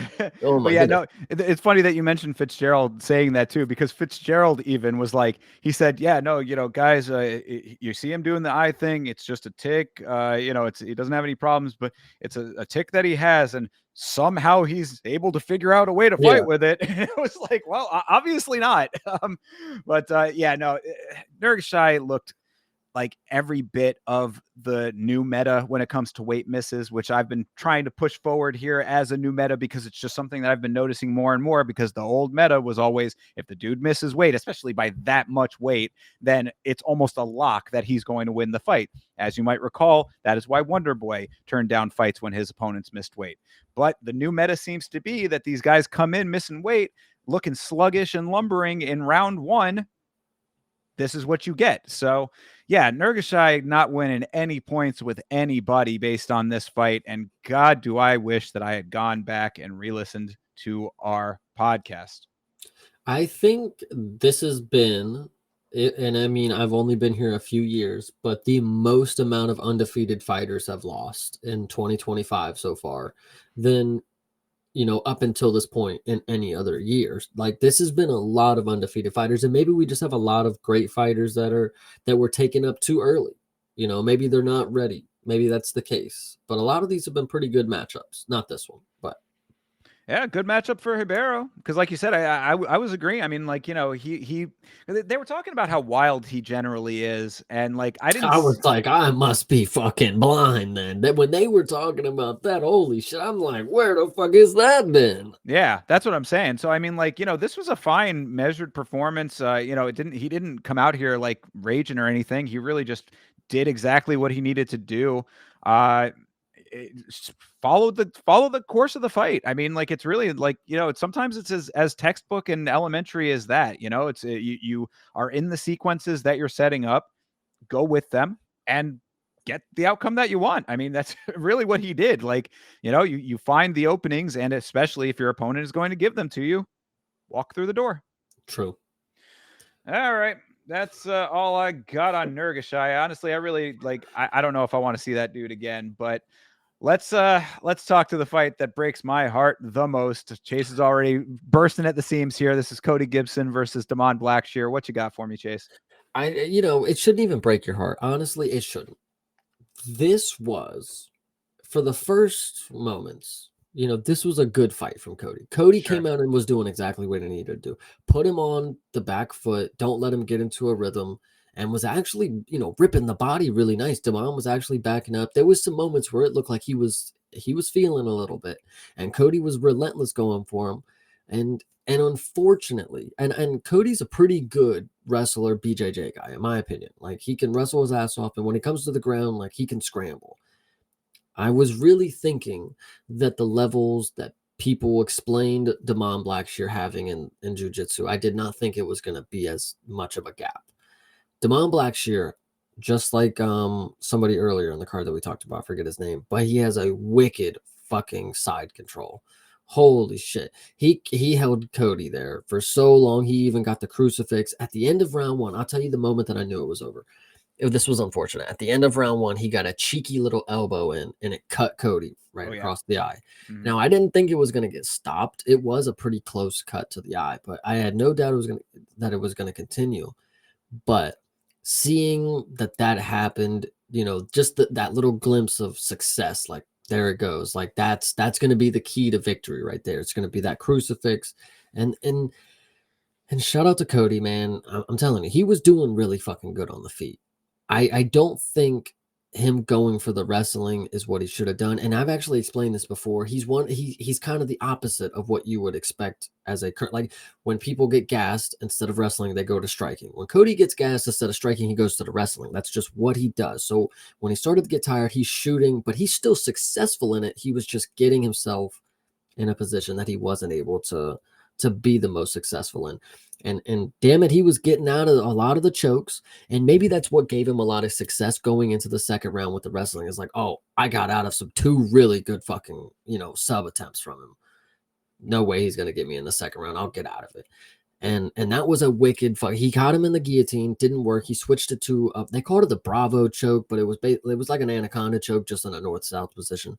And I thought that was locked. Like I thought that was in. And then the bells, they did the clapper, and Damon let it go. And I was like, oh, he fucked up. And then he tried to get it back, kind of deal, but then the time was out. So I think he thought the round ended, because it did not look like he meant like he won. Like if he would have just sat there till the end of the bell, if it was there. Like I don't think he would have just like let it go and then tried to go. But maybe he tried to readjust. Anyway, second round though. Yeah, man, it was just unfortunate. We got another Kimura finish. This one was a little more tricky, and I think this does show the levels to Damon's, BJJ. I mean, this one wasn't just the straight up arm behind your back pull. Like this one you had to work for. He got him. He got him such in an isolated position. He got his arm trapped in the legs, got him in the crucifix. And first off, actually, shout out to Damon where he's doing this move, right? He's inside control, got his leg trapped, and he's hitting his elbows with the thighs, and then he's doing this one too to the head. Very impressive. It was good moves. And then he isolated the wrist. Cody tried to get a good scramble. I actually, upon rewatch, I don't think he did anything wrong in the scrambles. There just wasn't enough gas, and the top control was just too good from Damon. And Cody, he was almost out. He was doing just enough the right moves that he was almost out, and then Damon would just get him right back down. Like it was just that make or miss moment, and maybe that's the edge in youth, I guess. I don't know, but he was just right there on the edge of escaping it and getting up, and then he got taken right back down, and then we got more elbows, and then more isolation of the limbs, and then he gets the Kimura, and he tried. I mean, god damn, I didn't think he was going, but it ended. So it was a good performance. I don't think you should be that fucking upset, because like, dude, Cody was out there trying to win me some fucking money. Like I tell you that. Like he was out there. He was gonna, dude. That first round finish would have been so fucking sweet. I tell you. I tell you. So shout out Cody. That's my boy. Yeah, yeah. I mean, you're taking a lot of the words out of my mouth on this one, but run it down real quick from my perspective. Strong start for Cody. Indeed, he was going out there to win this fight for sure. Got the hands going early. Nice body shots as well. I agree with you 10,000%. I wish he had just stuck with that when he had Blackshear covering up on the cage. Blackshear admittedly was a slow start on that one. He joked about it, saying, "Oh, I ate too much or whatever." He'd said in his post fight or whatever. But like, you could tell that like Cody was like locked in early, and Blackshear was kind of playing a little bit of catch up there, and he was feeling those body shots. I mean, that like you could see him wince off of one of them. So it was a strong start on that side. Didn't like that Cody ended on the bottom after all of it. When it went to the ground in that first round, and of course the cut you were talking about happened, but still good first round for him. When Cody went to back to the takedown in round two, that was when I started to get worried. And it's exactly what I had mentioned on the previous episode, where I was saying, his gas tank is, I feel like his greatest weakness, his Achilles heel, is that cardio. And unfortunately, he got Blackshear to that seated position. And I think that because you were talking about how it was like that the small movements really were like the defining portion of what ended up being the finishing. You're about sequence. to talk about that flip that he did. Yep. Yeah, exactly. And that's what I was saying. Like I talk about it a lot. I usually say it's corralling the legs. Some people calling it stitching the legs, basically where like you get both legs trapped under the body. The thing that they always say, oh, Habib popularized that. He didn't do that, and that was, it's those small little details, which was like exactly what allowed Blackshear to get the reversal. And I mean, like that, it's unfortunate, but that also on the other side of it shows just how good Blackshear is, because it really was not. I mean, like I cannot tell you how many other fighters would not have had the wherewithal to get that motion enacted the way that Blackshear did. Like Cody could have easily swung on over for a different fighter. It would have been like, oh, go like some dude who's going to flail his legs a little bit more, or try to go to the other side, towards the cage or whatever. Like there's a bunch of different ways that could have gone and that Cody could have reacted to, but Blackshear did the exact right thing. And, you got to give the guy credit for that. He's obviously very skilled. you know, when it was on the ground towards the later parts of the fight, you could see that Cody was starting to breathe heavy down there. As I said, you know, the Achilles heel being the cardio, it shows, and I don't really know what you can do about it at this point. But you know, Blackshear really is just that dude when it came to the all of the things that we just laid out. So I mean, it. You know, Cody is my boy. Obviously, like I wanted him to win this fight very much. I was rooting for him. You know, I was all in on him as well. But you know, it just is what it is at the end of the day when it comes to the you know, the awareness that Blackshear showed. Yeah, he looked pretty good. I mean, he's just one of these guys. Like maybe the record is just not showing the entire story because this is somebody that you beat somebody who I think is a very high caliber, very professional, whatever you want to say, type of fighter. So you got to be somewhere on the list of decent. But I just don't know, is the record truthful or are you going to come out here and fluke your next one? I don't know. Yeah, I think, you know, you want to talk about the first round and he was talking about he was a slow starter. I don't know. Maybe there's a little, maybe the motivation thing. Like if he comes out and he looks a little less motivated and he doesn't win, okay, maybe there's a sign there. But as of right now, Blackshear, I will believe that you are somewhat decent and I will stop questioning you. Even though I do talk about that one twister that you got. Like, oh my God, big deal, brother. Like, I'll stop. That's a good twister. Good job. One of three. He's in the you know, a club of three with the twister. But yeah, no, I mean, with Blackshear, I do think that he is better than the record will lead one to believe as well. Also, I mean, at least one of those losses was because he took a fight on, like he fought back to back. He fought basically 1 week and then the immediate next week, which I think was a very unwise decision. And that was, you know, I think that was the Montel Jackson fight, I want to say. Yeah, he Um, got knocked out by him. so yeah, so I mean, you know, stuff like that, I think kind of it paints a different picture than what we see now.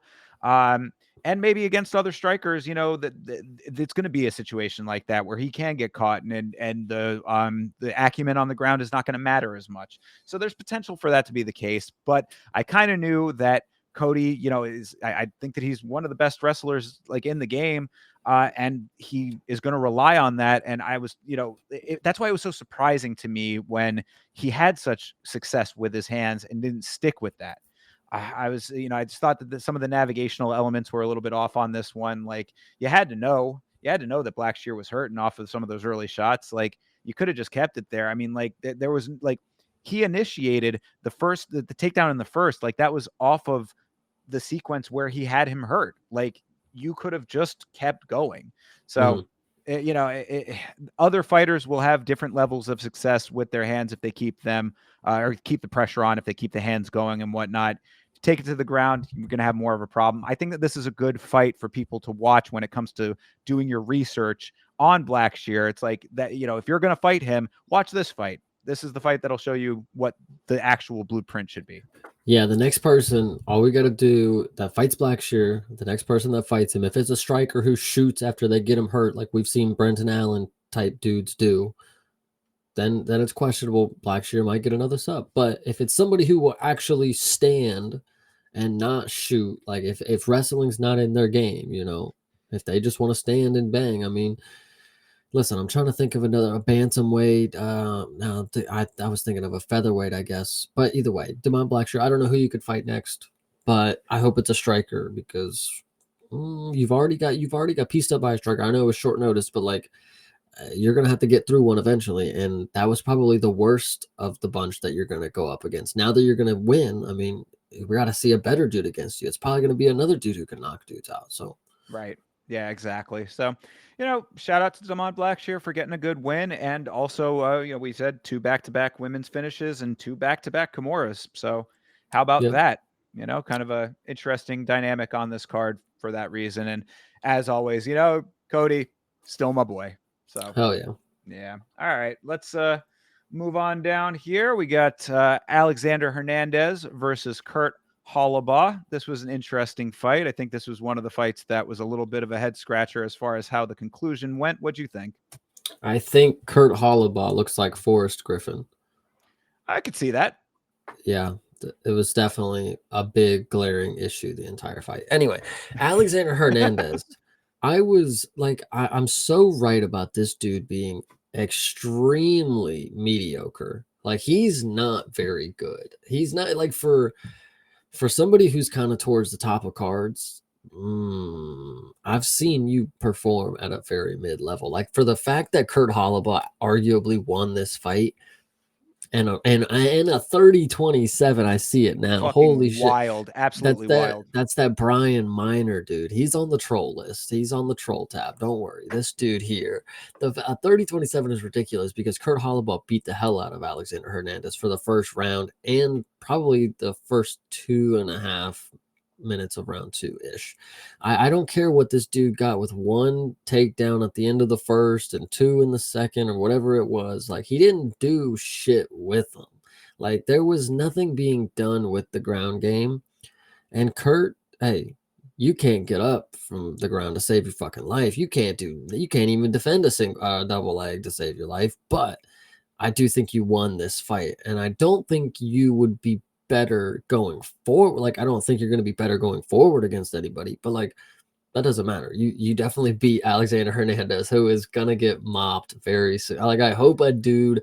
I want to see him try to call out some good competition that actually mops him like really bad. Well, I mean, Hernandez has had an interesting path in general because he came out really hot shotty against Cerrone, and that was the first like big check of his career there. You know, that was supposed to be his big like ascension into, you know, stardom, and he was super cocky, very arrogant, talking all this shit, got checked really hard then. And then since that fight has basically just been all over the place. I mean, you know, like you're definitely right that like he's I would say that he's like technically sufficient. You know what I mean? Like he's got the movements down. He's got the Look, he general looks skill. good when he does it. Yeah. Right. I mean, like he like from a distance, it playing the part makes sense. You know, right. You know, you squint and it all falls into place. But I mean, this was I think a very like the matchmaking was really good in this fight for that exact reason. Kurt Hollabaugh is a dude who's been around for a million years. I mean, this dude, I don't know if I mentioned it in the last one, but this dude has been fighting since Strikeforce. This guy has been around for fucking ever. So this, I mean, like he is. So it is Forrest Griffin. Okay. Yeah, pretty much. I mean, you're in line. I think the joke that I made on back when I was reviewing The Ultimate Fighter, you know, it was the season that he was on as well. I think that I said that he's been in the organization twice with 3 different noses. So wait a minute, he was also on The Ultimate Fighter. Something hinky's going on, and he's got gray hair. Dude, this is Forrest Griffin, dude. Yeah. You know, have you ever seen him in the same place at the same time? I'm telling you, dude, something's up. Sorry, but yeah, he's had 3 different noses. I mean, well, yeah, you look through his pictures over the years. Yeah, he's had his face rearranged a couple of times. So, nice. but I mean, but he's a dog, though. You know what I mean? Like he's one of those dudes. And I had to say, like that, like Kurt's speed for his age is very impressive. I mean, like he came out in round 2 after a whole. I mean, a pretty even round 1, looking really fresh. So, I mean, like he's definitely got an impressive tank and a good base of movement for a dude that's been doing it as long as he is. So I got to give him a lot of credit there. The first round was close. The striking was pretty even. Yeah, you thought. I mean, I thought it was. Hell no. If the first round was close, you're giving Alexander Hernandez 30-27. No. Hernandez. If the first round was close, then you were saying basically Alexander Hernandez was winning every other round because the first round was very decisive for Kurt. All right. I mean, then fair enough. I still thought that Kurt took the round, but I thought it was definitely the closest of the rounds in my opinion. Aside, well, I guess for the third, you know, with Hernandez just kind of laying on him a good amount, but I thought the first round was decently close. I'll caveat that. I thought it was a little bit hard to call that round, but it was I edged it to Kurt. He also had that guillotine until the second or two before the horn, so you know that was a good notch for him as well. But Kurt was piecing him up in the second round. And I mean, the tackle that Hernandez got was well timed, pushed the tides a little bit towards his direction at the end of the round, but Kurt defended it well and took that round. So yeah, I'd say 1 and 2 were both for Kurt.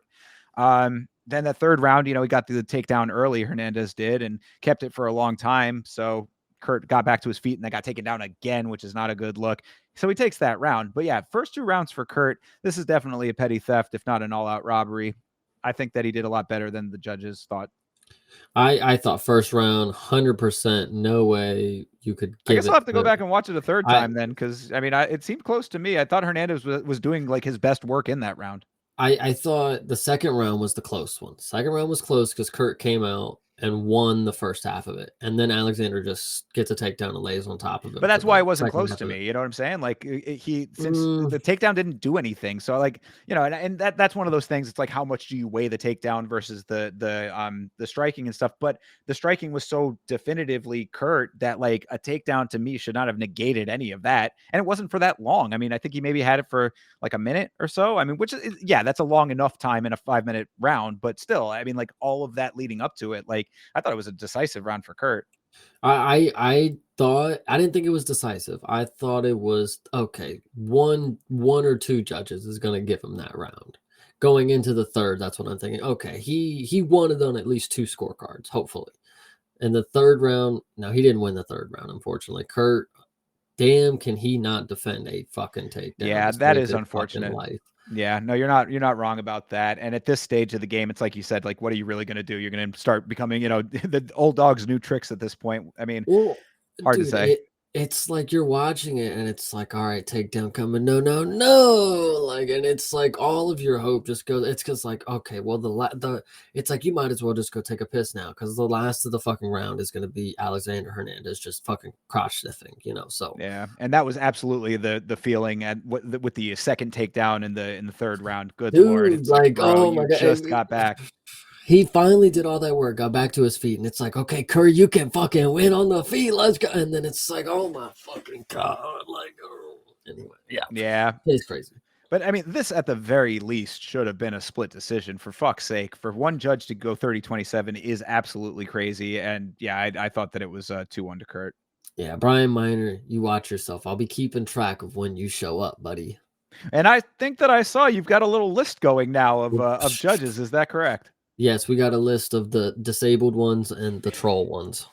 All right. Well, good to And know. sabotage is another category on there. If you straight up just sabotage the shit, like what's his name for Ryan back in Abu Dhabi, Oh gosh, yeah. Mr. Muhammad. Listen, Yeah, buddy. yeah, I know what you're talking about there. Yeah. Well, so did you ever find out if you're able to find out the judges ahead of time, or is that still up in the I don't air? think so. It's still up in the air. We'll keep track of it. We'll look Yeah, into it. because you might have an inside track with Mr. Parton over here if he's able to get the information together. So keep an eye Split out. decision king will be back once I tell you. Once I know who's judging beforehand, I'll tell you who's winning that shit. There you go. All right, fair enough. So I mean, Hernandez, congratulations, I guess. Not deserved, but whatever. True. All right, co-main event of this thing was Chidi and Njokuani versus Ezeliu Zaleski dos Santos. Chidi missed weight by 1.5 pounds. Apparently, he says that he wanted to cut that extra 1.5 pounds. The doctor said that he could not do it. I don't know why the doctor would not allow him to cut that 1.5 pounds when His Musasa was able to cut the half pound. his blood pressure was too high. He said it. Oh, did he say it? Oh, okay. I didn't hear that. Okay. All So, right. actually, so I was gonna actually say because I think it's actually an interesting. He said that he was trying to cut the extra weight. They wouldn't let him because his blood pressure was too high, and that he was gonna shave his head. And I was like, well, why didn't you? But then I was thinking like, oh, well, they just wouldn't let him weigh back in after the doctor told him like no more cutting weight. It's like, Yeah. okay, boom, done. You're not weighing in anyway. So I was like, okay, now I get why you didn't shave your head because like there was no fucking point anyways. Kind of And I deal. mean, and if it was still at 1.5 pounds, I mean, I don't think that you're gonna have a Yeah. 1.5 pounds of hair, even if it is thick. So But yeah. yeah. So yeah, whatever. Honestly, I mean, like Chidi Njokuani is a pro. I mean, like he's not one of these dudes that's going to be out here pulling a Kelvin Gastelum, missing weight all the time. I would His say. voice is so bad. Oh, it Oh, you're sounds like he's kidding? been I love that. smoking cigarettes for like so long. I think he should be a voice actor after he's done fighting. I think that he's got a career As in voice fucking acting with that thing. Scar or fucking Yeah, Darth Vader. Yeah, he could like be a villain. He's got that. Yeah, I think his voice is cool, man. He should be a podcaster. Cheated, just come join the show. yeah, true. But no, okay, so let me get into it. I will actually say this is another one where my expectations were subverted. And I think for good. I wasn't mad at this because I wasn't necessarily against either. Like Cheaty in your last matchup, your opponent that you had was so fucking bad. And like, I just figured you were just styling out on him because that's just what you do against bad opponents, right? But I I underestimated just how good you could look against somebody who I figured was decent comp. I've seen him do some pretty decent stuff. He's beat Sean Strickland. Hey, he can live off that win forever, I guess. But Cheaty, he's just fucking nasty, dude. Like he gets in there, and a lot of the time we overestimate tall fighters. We're like, man, okay, he's tall, he's got it, it's in the bag, like he's taller than this one, and then they come out sucking. They don't know how to do anything with their length. Roosevelt Roberts. So Cheaty R.I.P. is one of these dudes who gets the fight close, rips elbows, rips knees. You could see the knee that landed in the ending sequence, but and Zaleski dos Santos knew that. Like in tape, he knew because anytime the clinch came and he grabbed the back of that, he's getting away. He's pushing him off. That clinch, he does not want anything to do with it. I wish I would have noticed just how big of a difference it was in the height and because Zaleski is pretty crazy short compared to Cheaty, and I don't think it's like necessarily the height that matters, but like Cheaty was just massive, and that's just what he is for this weight class, and with his style, it's going to be a very crazy matchup for anybody that's coming near.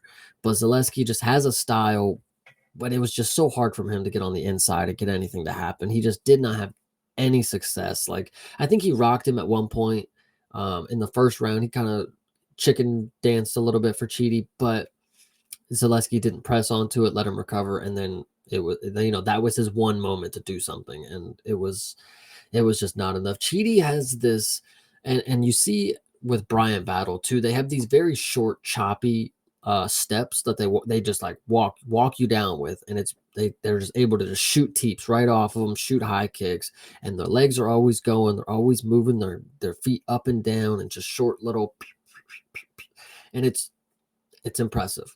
I'm sure that they're doing thousands of steps during these things, but like they're killing it.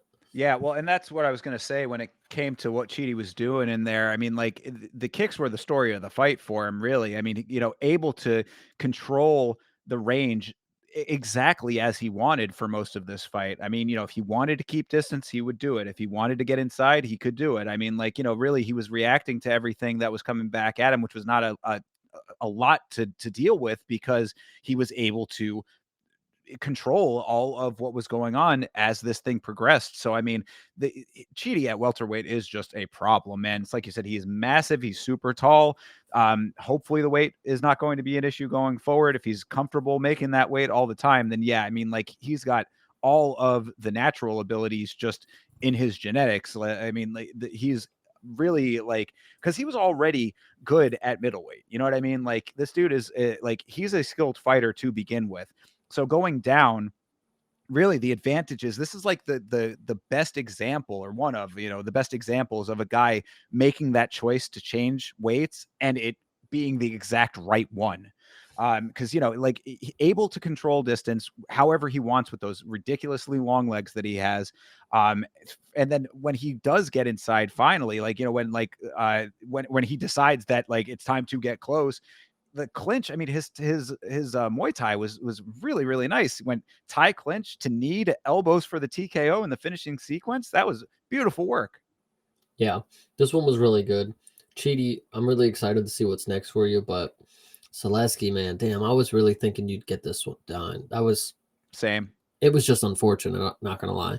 So Cheaty, you do have a lot of losses, but if you keep fighting like this, I have no reason to root against you. You've solidified what I was questioning. I wasn't completely on board with the thought that you were a little something compared to your opponent, but you've proven everything here. This was good. Yeah, the only other note was that there were a couple of fouls in this fight. Tighten that up, really. I mean, there was the one was when they both swang the kick at the same time. So it's like, what are you really going to do about that? But other stuff when it came to like the little eye poke or whatever, like just tighten up a little bit because you don't want to have fouls marring otherwise dominant performances, which is what this ended up being. So, yeah, I mean, that's just really all that there is to it. Keep doing what you're doing at welterweight, and we're gonna have to see how he stacks up against some of the ranked guys because I would say that he's going to be knocking on the door of that pretty soon. I mean, he's not ranked at welterweight yet, right? I don't think that he is, but yeah, I mean he's going to be getting ranked competition next, I would think. I mean, that's what 3 I think they said at welterweight at this point. Yes. Yeah. So yeah, so 3 wins at welterweight for Chidi. Ranked Chitty competition. bang bang. Yeah, Chidi Bang Bang competition right around the corner with the numbers. So we'll see who ends up being the person that he gets with that, and if he can keep it going. I mean, yeah, I think that Chidi is definitely a problem at welterweight. 100%. This was a good co-main event. Yeah, absolutely. I mean, better than the main event to me. I see. You made the face earlier. You're making the face again. We're talking about Marvin Vettori versus Roman Dolidze here. The second time these gentlemen have been fighting one another. I'll explain myself just a little bit as to why I was not super happy with this fight. I think that the issue that I had was that both of these guys are rock'em sock'em robot type guys that are really just trying to wing heavy shots. We talk about big meaty hook merchants. These are 2 of them. And I think that if one of them had just been a little bit more of like an actual technical boxer in this fight, then this could have, I mean, maybe not finished, because both these guys are super tough. And that is the one positive note that you can take away from Marvin Vettori in this fight.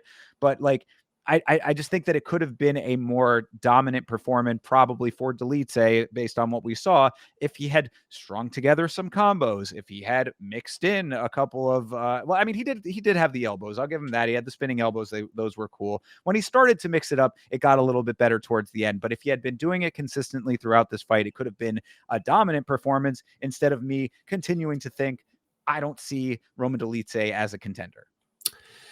I think, well, okay, so for context, this is the first live matchup that I think this is the first time I've ever watched Vettori fight. I'm not gonna lie, I've never watched I've never watched You didn't him see and him versus Izzy. Cannonier? No, hell no. I've seen clips of it, but like never Oh, watched the whole thing. and you missed a monumental ass whooping in that fight, but go ahead. Well, either way, so this one, it's like when I watch it, it's like, so I'm getting told like, this is the god, this is the granite chin meme, like this is him himself, like this is in the flash. And I'm like, okay, I mean, I don't think Roman's gonna be the dude to test it, but like, okay, sure. And it was very impressive to watch Marvin Vettori just decide not to block for 5 rounds.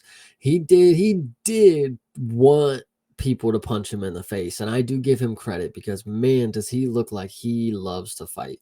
Him and Roman actually did come out here and fight for 5 rounds. You actually have the same thoughts process as Elite. Elite came into the call. Me and Henry, actually, shout out to Henry, he was in the call. We were watching this together, and we're actually having a good time. Like, man, these dudes are really throwing down. Like, they are not holding back. Like, they are literally just like leaving the chins out, hands down, hooks flying. Why is that so unfair, like, to the audience? Like, that is a fun fucking experience.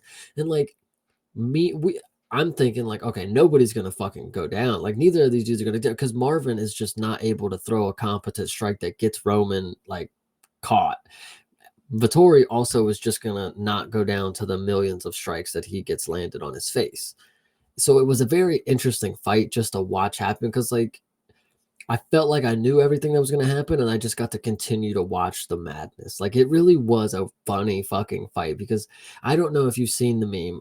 There's a Lego Marvel Avengers meme where it's the Hulk and the Thing, and they're like punching each other. That is what this was. Like, this was just 2 dudes just slugging it out in a bar. Like, that was, yeah.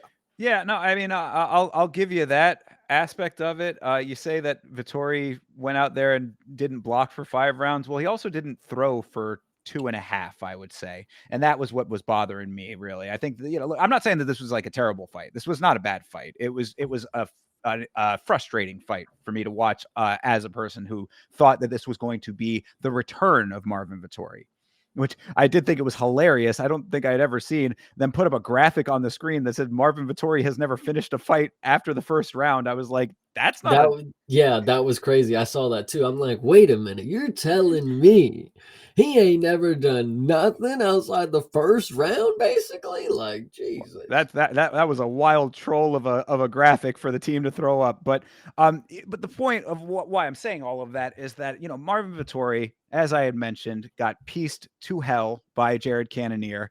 It was just such a solid ass beating that he took in that fight. I would recommend going back and watching that fight if you haven't seen it, because it really you thought that this fight was entertaining. I mean, I've never seen a punching bag like Marvin Vettori in that fight, Mhm. but that happens. He takes a lot of time off from the sport. I thought that this was going to be the readjustment, like, hey, I'm back. Going up against a guy that he already beat, even if it was a very close fight. This had been the time to come back and like be the 2.0 version of yourself.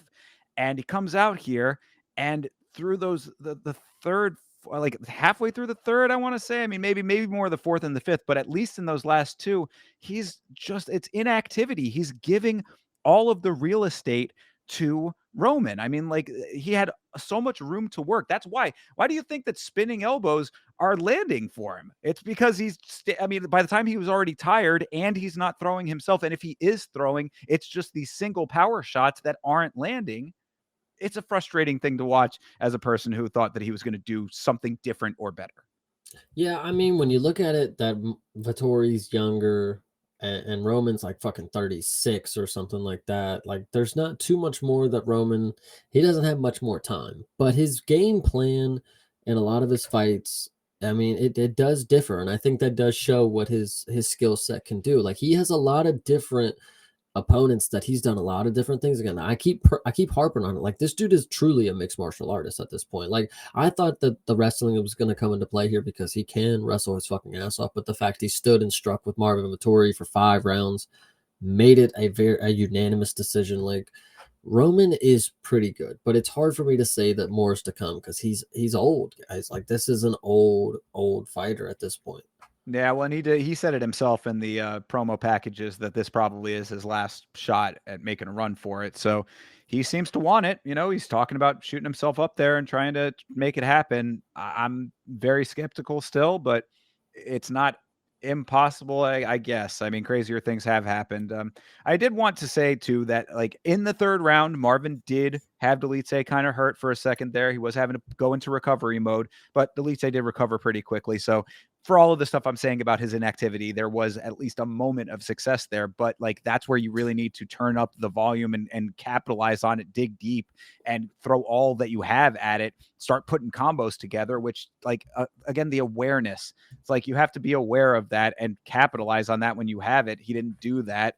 So, I mean, it was just like a mirror match of single strikes until Dolidze started to put together some combos, and then the spinning elbows and that kind of stuff as well. All right, 3 last things I have. Did Sure. you first notice that Marvin Vettori, what I believe was happening Mhm. was he wanted to fight without his cup. I think that is what it was. I don't think he wanted to fight with the jockstrap because the way that I was reading the situation, he's like, "Yeah, I'm good." No, like, I'm good. And like the lady's like listening, she's like, "No, you gotta get the cup." Like, you got, and then his coach runs back and gets it. And then funny enough, he walks to the sideline and just drops his shorts, moons the entire fucking apex. And I would assume he had to put a whole jock strap on because, like, why else would you have to do the whole fucking drop your short? Like, They brought the curtain out for him, didn't they? no, he just went behind the little, like, like the little railing curtain that they walk by. Oh, Like, yeah, he yeah. just Oh, walked. wow. I He thought just they had walked brought the behind. curtain out for him. Okay. Well, yeah, No, no, no. that was a funny thing. Yes, you are correct that he went out there without the cup. And yeah, you're right though. It is true. Now thinking back on the watch long, I guess I didn't put two and two together because I wasn't like actively watching the screen at the time when I did the rewatch, when that part was coming up. But yeah, thinking back on the watch along, he was having a whole conversation about it. It wasn't like, oh, yo, I forgot I gotta He go. walked out without it. Like, Yeah. Yeah. Marvin is not the brightest guy on the planet, just as a thing. And I'm not really trying to roast him too hard, but it's just kind of a, water is wet, sky is blue kind of situation. He's sort of known as being a little bit of a meathead. Uh, you'd think that knowing that you have to fight with crotch protection is something that all fighters would know, but maybe he just didn't know. Here's my other hypothesis, and I don't know because I didn't watch it closely. Maybe he did try to fight with his shorts on backwards, and there's no cup spot in the back of the shorts. That was a one-time thing for a photo shoot. That was that. Now he recreated the photo, by the way. He did the Oh, did he? photo again. I see. Oh, Yeah, I okay. sent the updated one. Yeah, he did the photo again. So I'm wondering, Nice. maybe he did try to come out with him on backwards, and there's obviously no cup spot in the back. So they were like, no, you got to turn your shorts around and get your fucking cup, goofball. Okay. Anyway, More questions than answers, but all right. What else you got? second thing. Yeah. Is Marvin Vettori proving that Italy has elite chins? Like, he's the only one right now. So, I mean, stands to say one of one, he's 100% on elite chin. And that's like elite of the elite. So coming short is like still pretty fucking good. And I'm pretty sure he's the only Italian we got right now. He very well might be the only Italian, definitely the only one I can think of off the top of my head. Yeah, Italy, an underrepresented country in the sport for sure. And that's actually a pretty big country compared to a lot. Isn't that kind of crazy to think Absolutely. about? Not only big, but also developed. You know, I mean, Yeah, true. there's really no glaring reason that they shouldn't have more representation. True. Okay. Last one. What did you think of Roman Dolidze days?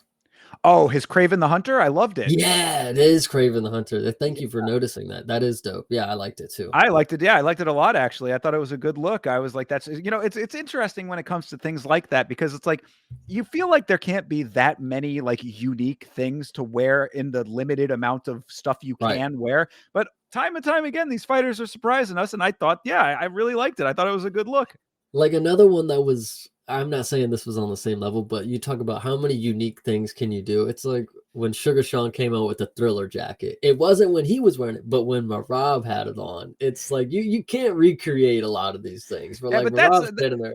But that's outside of the of active competition. True. Though. That's a little different. True. I'm talking about in cage, because it's like, you've got the Popkas for the a lot of the Russian guys and the Georgians and stuff, and then you got like the cool hats for like Miktabek Orlabai, you know what I mean? Like guys like that have cool the little hats, Yeah, like, so there's a couple of different ones. Actually, I think even the nerds, they got the glasses. Of course, there you go. Yeah, and homie who just fought Manel Capa, Su Almabayev, had his own little hat, going there for his walkout. So it's like, it's new and unique things that are always kind of entertaining. And I definitely like the what do you even call that? I don't even know, like a shawl. It's like, it's kind of shoulder warmers kind of thing, whatever. It's sort of draped over his back and over his shoulders. But yeah, I thought that it was a cool look.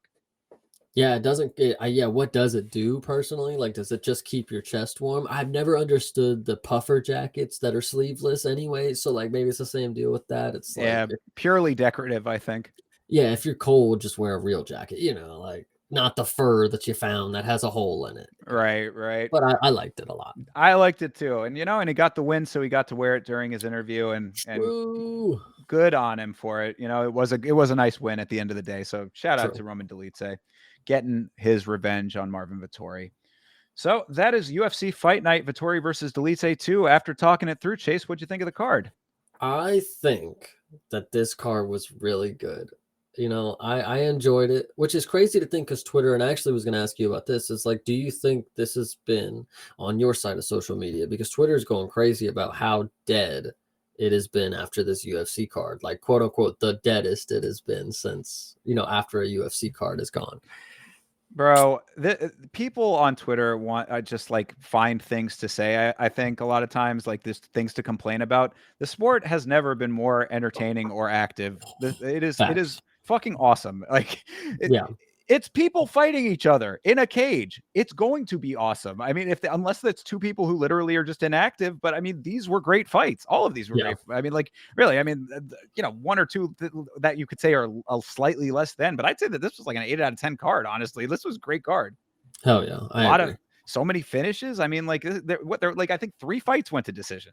Right. Like, this is I had a great time with this one. I've been having a great time in 2025. 2024 was one of the best years in mixed martial arts that I can remember in my time watching the sport, going on 15 years or so now, or whatever it's been. So yeah, give me a break, Twitter. Twitter can shut the fuck up. I hear you. But yeah, no, I thought it was awesome. And I think this was a really fun one. When I was doing the watch along, I'd been up for a long time that day. It was a long day for me. There was a lot going on at Vitz's house, a lot of people, stuff going on, whatever. Like, so I was not like fully like 100% in the headspace, but like even with that being said, it like drew it out of me. Like, I remembered why I watch this so consistently and never miss a card, is like Yeah, cards like this. I hear you. So that is that. Let's take a quick look at London. But I do have to make a very special announcement, folks. We're only going to be doing our cursory look through of this card as we do on this show. But if you are a fan and you are paying attention, you may have seen on Instagram the homie Cage Side Badger will be on a very special extra last week's fights that we are going to be doing on Thursday this week. We don't have a start time for you just yet. We're going to work that one out. But if you are around on Thursday, keep an eye out for the notifications, because we're going to be coming back. We're going to be doing a deep dive on this very card with the homie Cage Side Badger, who is from England. He's going to be attending the card. So this dude has a lot of investment in the sport over there in England, and is starting to do things in the content space himself. So we're going to have Badger on, talk this thing through in depth. So we're going to do a little look at it here, come back on Thursday. We're going to go deep diving into it. But this is UFC Fight Night, Edwards versus Brady. Starting this thing off, Leon Edwards and Sean Brady. I like this matchup. I think that this is going to be a pretty tough test for Leon Edwards. I mean, you're saying a pretty tough test for Leon. Like, I mean, he's had really tough tests already. I mean, he's lost to Bilal. He damn near lost to Usman. Lucky he saved his fucking career against Usman. But I mean, this is just the same matchup. This is just what Bilal is. Sean Brady is just Bilal again for Leon, which is unfortunate, but it's unfortunate because like, oh, I don't really want to see that version of Leon again, but hopefully he performs better. But I think it is in a sense, it's like, okay, if Leon wants to be champ again, well, he's got to beat the fucking style that he couldn't fucking beat, like, so I don't mind it. Even if Sean Brady's not the guy, he might be a step closer. And if he beats Leon, wow, Leon has fallen off hard. Yeah, I think that that's a pretty accurate assessment of the situation here when it comes to Leon Edwards. I mean, really, it should be that, though, right? You're exactly right about that. It's like you have to go out there and beat that exact style. I mean, like, I'd say that Brady is slightly different, but very similar to Bilal. I think that there are subtle differences, but a lot of similarities, more similar than different. So it's like, I actually think that Sean Brady poses a very big problem for a lot of guys for that exact reason. I don't want to say that I think that he's a more evolved version of Bilal or whatever. I don't, that I would think is inaccurate, but I do think that if he was to go back up against Bilal, that there might be a bit of a different story there. I mean, like, I think times change, things change. We just saw the card that we just talked about, Dolidze and Vettori, close fight there in their first one. Now Dolidze gets the get back. So I think there might be potential for him going down the line here. You're saying he's not the guy. He could be the guy. I think it's funny you're talking about things change. Leon is now coming back out talking shit on Bilal, and it's kind of funny. He's like, after I win over Brady, I'm going to call out for my rematch on the belt. And he's like, oh, if Sean Brady, if Bilal can finish you, I'm going to finish you. It's like, dog, you need to shut the fuck up. Like, you need to stop, because Humble yourself. this didn't work out for you ever in your career. You could have got finished by Nate Diaz. Remember this. Yeah, this is a very good point. Yeah, the career of Leon Edwards has been just an interesting set of circumstances that have led us to where we are now. And sometimes those kinds of things happen at the highest levels, but it always catches up in some way, shape, or form. And that's what I think we are in the process of seeing. And I think it's going to continue here. Hopefully, yeah.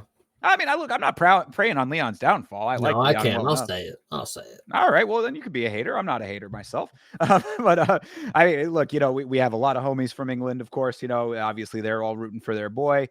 I don't really think most of them are, guys. Like, this dude really makes a mockery of their fucking place. Like, he comes out here and stinks up the cage. Makes a mockery. You're talking about a former champion there, sir. Bro, headshot bang. Watch how he lost his fucking belt, and he's probably about to lose it to Brady too. The fact that he won his belt after losing for 24 minutes straight, like, it's not a very convincing argument to say, like, oh man, he's the fucking best. Like, so I don't know. I don't think people ride hard for Leon, even the natives of England. Like I don't think they're on Leon's back. I mean, in this matchup, they should be because Sean Brady, In Leon London? Leon should beat Sean Brady. But like JDM, I could see why people in London will be like, well, shit, fucking Leon does kind of fucking suck, you know? Like he has let us down. So I don't know. Leon does not fucking suck. All right. Come Let's on. Oh get, my goodness. I can't let that slide, bro. Come on. Leon does not suck. His takedown defense is generally pretty good, Bilal aside. But Bilal is a different beast though. I mean, like that, Usman you know, aside too. I mean, all right, fair enough.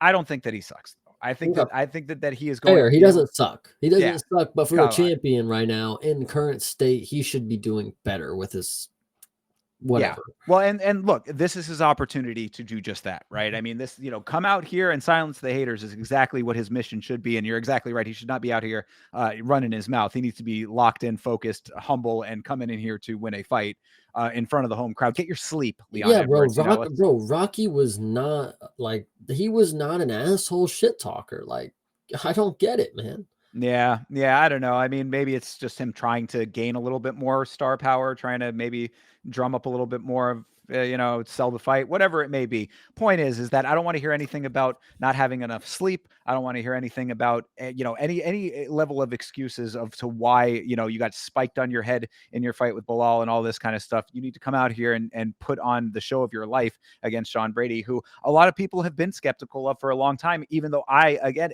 look, you might not like the wrestle heavy styles. A lot of guys want to see the hand throwing. That's what they come to the sport for. Everybody loves a knockout. I get all of it, but it has been effective for him. We've talked about the finish against Bilal and, the dynamics of that one, stopped on the feet, all of that stuff. Sean Brady is good at what he does. You got to acknowledge that the same way that you can dislike Bilal. Look, I don't think that Bilal is that, a guy that I would like want to hang out with off, outside of the cage or anything like that. I don't listen to his, cage or car podcast thing that he does, or, his little lives that he goes on where he's talking shit in the car. I do think that he's a little bit of a dork, but all of that being said, he is effective. Same with Sean Brady. So I think that they're slightly different, very similar, and it's going to be the styles that make fights in this one. Leon needs to figure something out real quick with this fight. Hell yeah. All right. So I mean, I think that we're both going for Brady on that one. Yeah. Yeah. Yeah. All I right. I probably will still put money on Leon because that dog is kind of speaking to me, but we'll see. All right. Look, I mean, and there very well might be some rabbit in the hat for him that, he former champion can figure some things out, I think. It'll just give me more fuel to come on here and talk about him. So Yeah, exactly. Fair enough. But all right, and again, we'll go into these all in a lot more depth with Badger. But coming up in the co-main, Jan Blachowicz coming back after a long, long layoff. God, I didn't even know that this dude was still an active fighter for half the time that he was out of here. But Jan Blachowicz coming back against Carlos Ulberg. I really like this fight, but I don't like it for Blachowicz. yeah, gut is telling me that Jan should be able to do it because the Polish power, who's never been, he doesn't get finished or whatever it is. Has he been finished? Oh, he has been subbed and knocked out. Wow, Oh yeah, interesting. yeah. Well, now I'm actually believing more that Ulberg will actually pull a finish off on him. I don't know. The youth is hard to go against, but Ulberg is only, he's 34 though. Like, he ain't no spring chicken. So I don't know. Dude, This is hard. it doesn't have anything to do with the age when it comes to this one to me, man. I mean, age maybe a little bit for Jan because he is, later, but like I'm just talking skill for skill at this point. I feel like we've talked a lot on this very episode about evolving fighters and like getting better over time. Ulberg, I think, has really shown that. Like he looks sharper and sharper in his fights. I feel. I mean, like the striking has always been pretty good for him, but he's really locked in his last couple of fights. I just think he's going to be able to overwhelm Jan. And Jan, sadly, because I do like Jan Blachowicz, I mean, I think that he is a technically savvy fighter. I would call him. I think that he adapts to fights well, but I really think that the navigation is going to be on Ulberg's side. The only thing I could say for Jan is he might have some possible chance on the ground if he can get it down. I hear you. So That's what I'm thinking on that one. So I'm going to go with Carlos Ulberg. Just I think that I think it's one of those deals too where it's like it's his time, and Jan probably shouldn't even be coming back at this point. Like after that long of a layoff, I don't know. Yeah, I can see it. All right. Well, moving on, Gunnar Nelson versus Kevin Holland. Kevin Holland getting booked yet again. How many times can we see Kevin Holland lose a fight? I don't know, but do you think he's going to be able to beat Gunnar Nelson? Yeah, he'll probably win this one. You think so? I don't know. I mean, this is one where Gunnar Nelson is like pretty goddamn good on the ground. He's one of those dudes that's like in the background, constantly winning fights and never getting any kind of real recognition.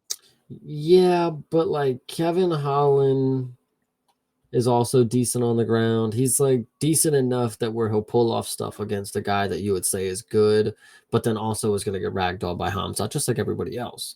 I mean, Rene de Ritter subbed him, but like he's on the path to greatness right now. Gunnar Nelson is just another step in the mud kind of guy. I think Kevin Holland probably gets this one done. Keep his name relevant if he is trying to be the big mouth still. So did I just hear that you said that Kevin Holland is on a path to greatness?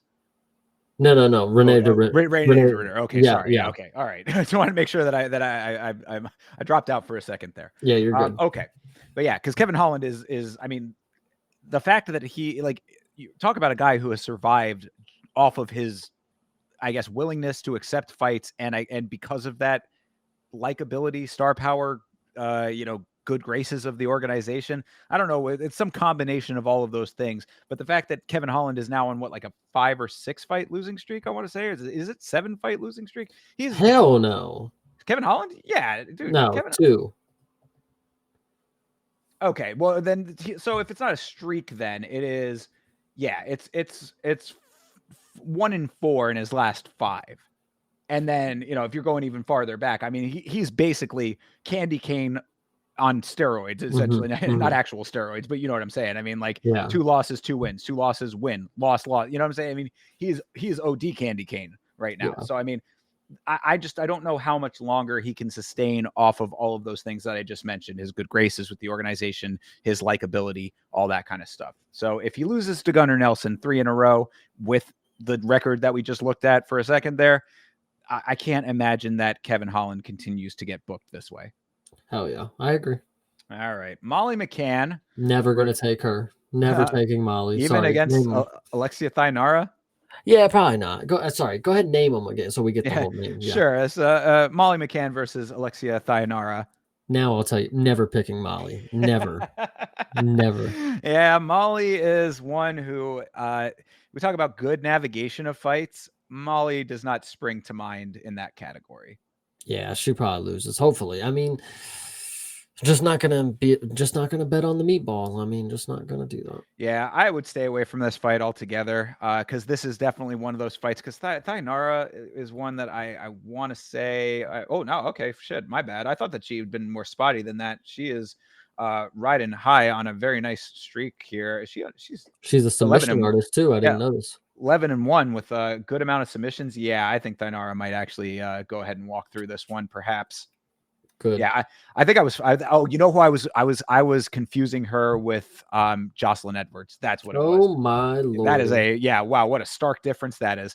Okay. Yeah, Thainara, get the job done. Meatball Molly. I mean, again, another person who has a lot of fans in the country, kind of a hometown hero sort of situation with Molly McCann, but I wouldn't be riding with that. True.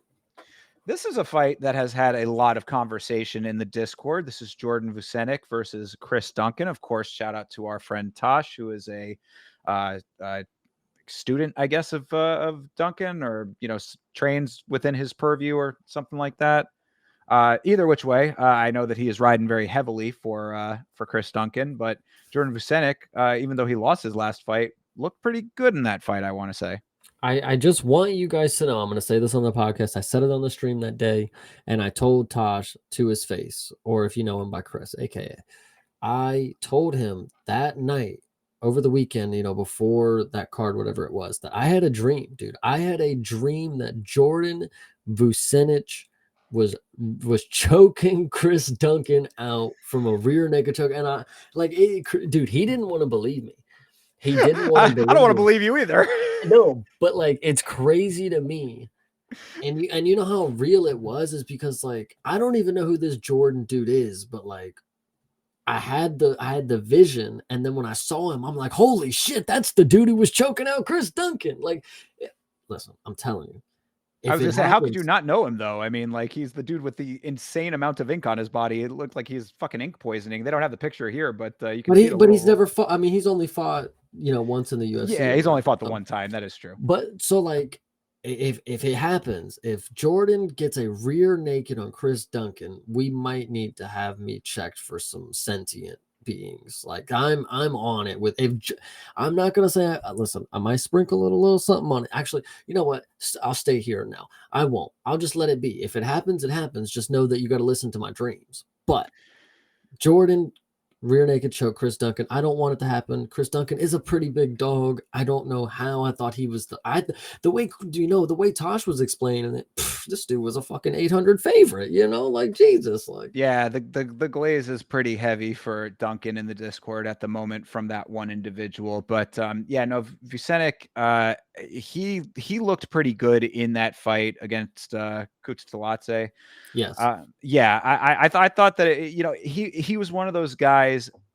From that fight, my takeaway was like work on a few things and you'll come out and get a win. So this should be the opportunity for that.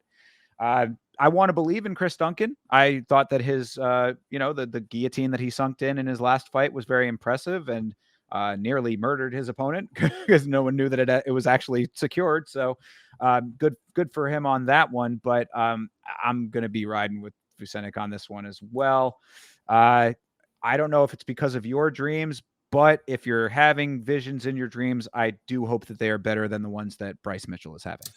I don't. Bryce Mitchell seems like he's having good visions. It's fucking hot women. Like what the heck, trying to get him to cheat? But they're demon women, though, brother. Harpies and witches and succubuses. He's got a whole range of people in his dreams. I don't blame him. Hey, do not bring a globe around that man. Yeah, trust. All right. Moving on here, Nathaniel Wood versus Morgan Charrier. Nathaniel Wood, of course, another hometown favorite over there in England, a ambassador of the sport of MMA in England, but he is going up against the Frenchman Morgan Charrier, who has, in my opinion, been one of the better French prospects that we've seen in recent years. This one is interesting because I like Nathaniel Wood because he's a family man on Twitter. And he talks about, his daughter Yeah, and he's all a that good stuff. guy. But yeah, he's a pretty cool dude, but I can't necessarily say that I would bet on him for anything that has to do with what I've seen in the cage. I'm looking at it right now. He's went to decision in all of his last 5, won 4 of them unanimously. So that might be a good bet for me is Nathaniel Wood by decision, but I don't know. Cherie has a lot of losses. I mean, but he's got 12 knockouts. Damn, he does be knocking people out. Gabriel Miranda, I do remember that. That dude has a lot of subs. Either way. That's what I'm saying. I mean, like Charrier is another one of these dudes where I don't think that the record tells the story of the fighter. And I was as skeptical as anybody because I am traditionally just skeptical of French fighters. It is what it is. You can call me a hater. You can call me whatever you want because of that. The sport only was legalized in France a few years ago. So, I mean, literally a few years ago. I mean, we watched the first card in Paris, 3 years ago, something like that, 3 or 4. So all of that being said, it takes time to develop these camps, and the fighters have to rise to the level of the UFC. So we're starting to see it more and more, though. Like, don't get me wrong. I mean, I acknowledge it when it is legit. For as I am, great example of a dude training out of France who has been doing some really nice things. Charrier, I think, another example of that. Mm-hmm. Yeah, I agree. So yeah, I'm riding with Morgan Charrier on that one. I really would like to hope that some of these English people are going to get some wins over here. But going up next, Jai Herbert versus Chris Padilla. Padilla getting pretty nasty a while back at least. But did he lose his last one? No, he won by an elbow. Yep, Dr. That was the wrong shoe. Okay, I thought that was the fight before that, but no, yes, that was okay. That's why we had talked about it, was because we were talking about Rongshu, who was on the wrong side of that. Yeah, I might take Jai Herbert on this one just because Chris Padilla was, I think, losing up until the moment that he got that just kind of wicked placement on an elbow. So I would probably take Jai Herbert on this one. Yeah, I mean, Jai Herbert is one of those guys that like it seems like there's just some element of his game that is like holding him back from being like truly an elite fighter. Like Probably I his age. it could be that. I mean, like I don't because he's a good striker. I mean, like he's got nice kicks. His hands are nice. I mean, like he seems pretty decent in a lot of ways, but he's just gone up against guys who are able to figure it out. And when it counts, he's not able to eke it out. 13-5. I mean, it's not a terrible record. So, there's nothing to say he can't get a win here.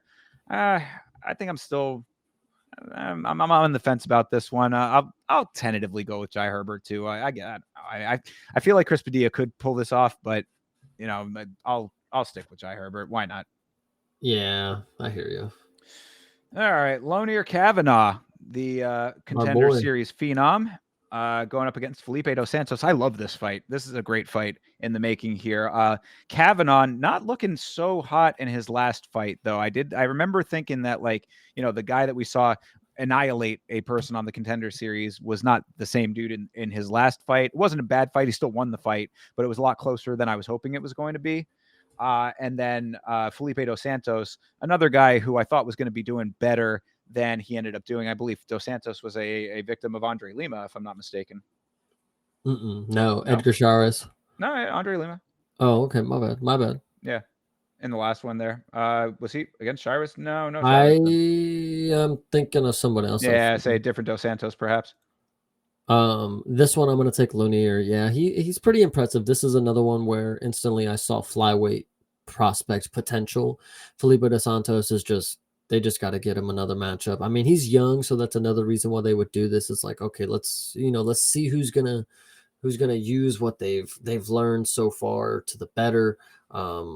Josh Van versus Ray Saruya was another good example of this. We get somebody who's young that's had a couple fights already against somebody who's young who's only had one fight.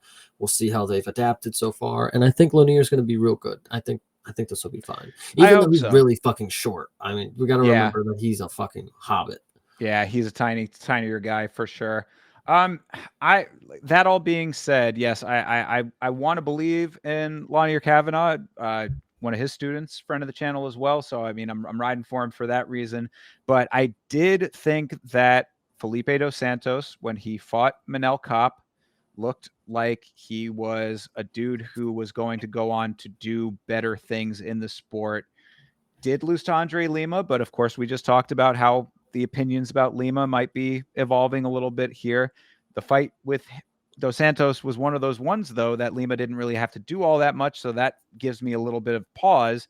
I'm a little conflicted on this fight for this reason, because the storyline that you're laying out makes a lot of sense, where it's like a dude who's had a little bit of experience, but also young, versus a dude who is, really just starting out with all of this in the grand scheme of things. So it's a bit of a toss up for me on this one. I'm leaning a little bit towards Dos Santos, but I want Kavanaugh to show me up. Yeah, Make me believe.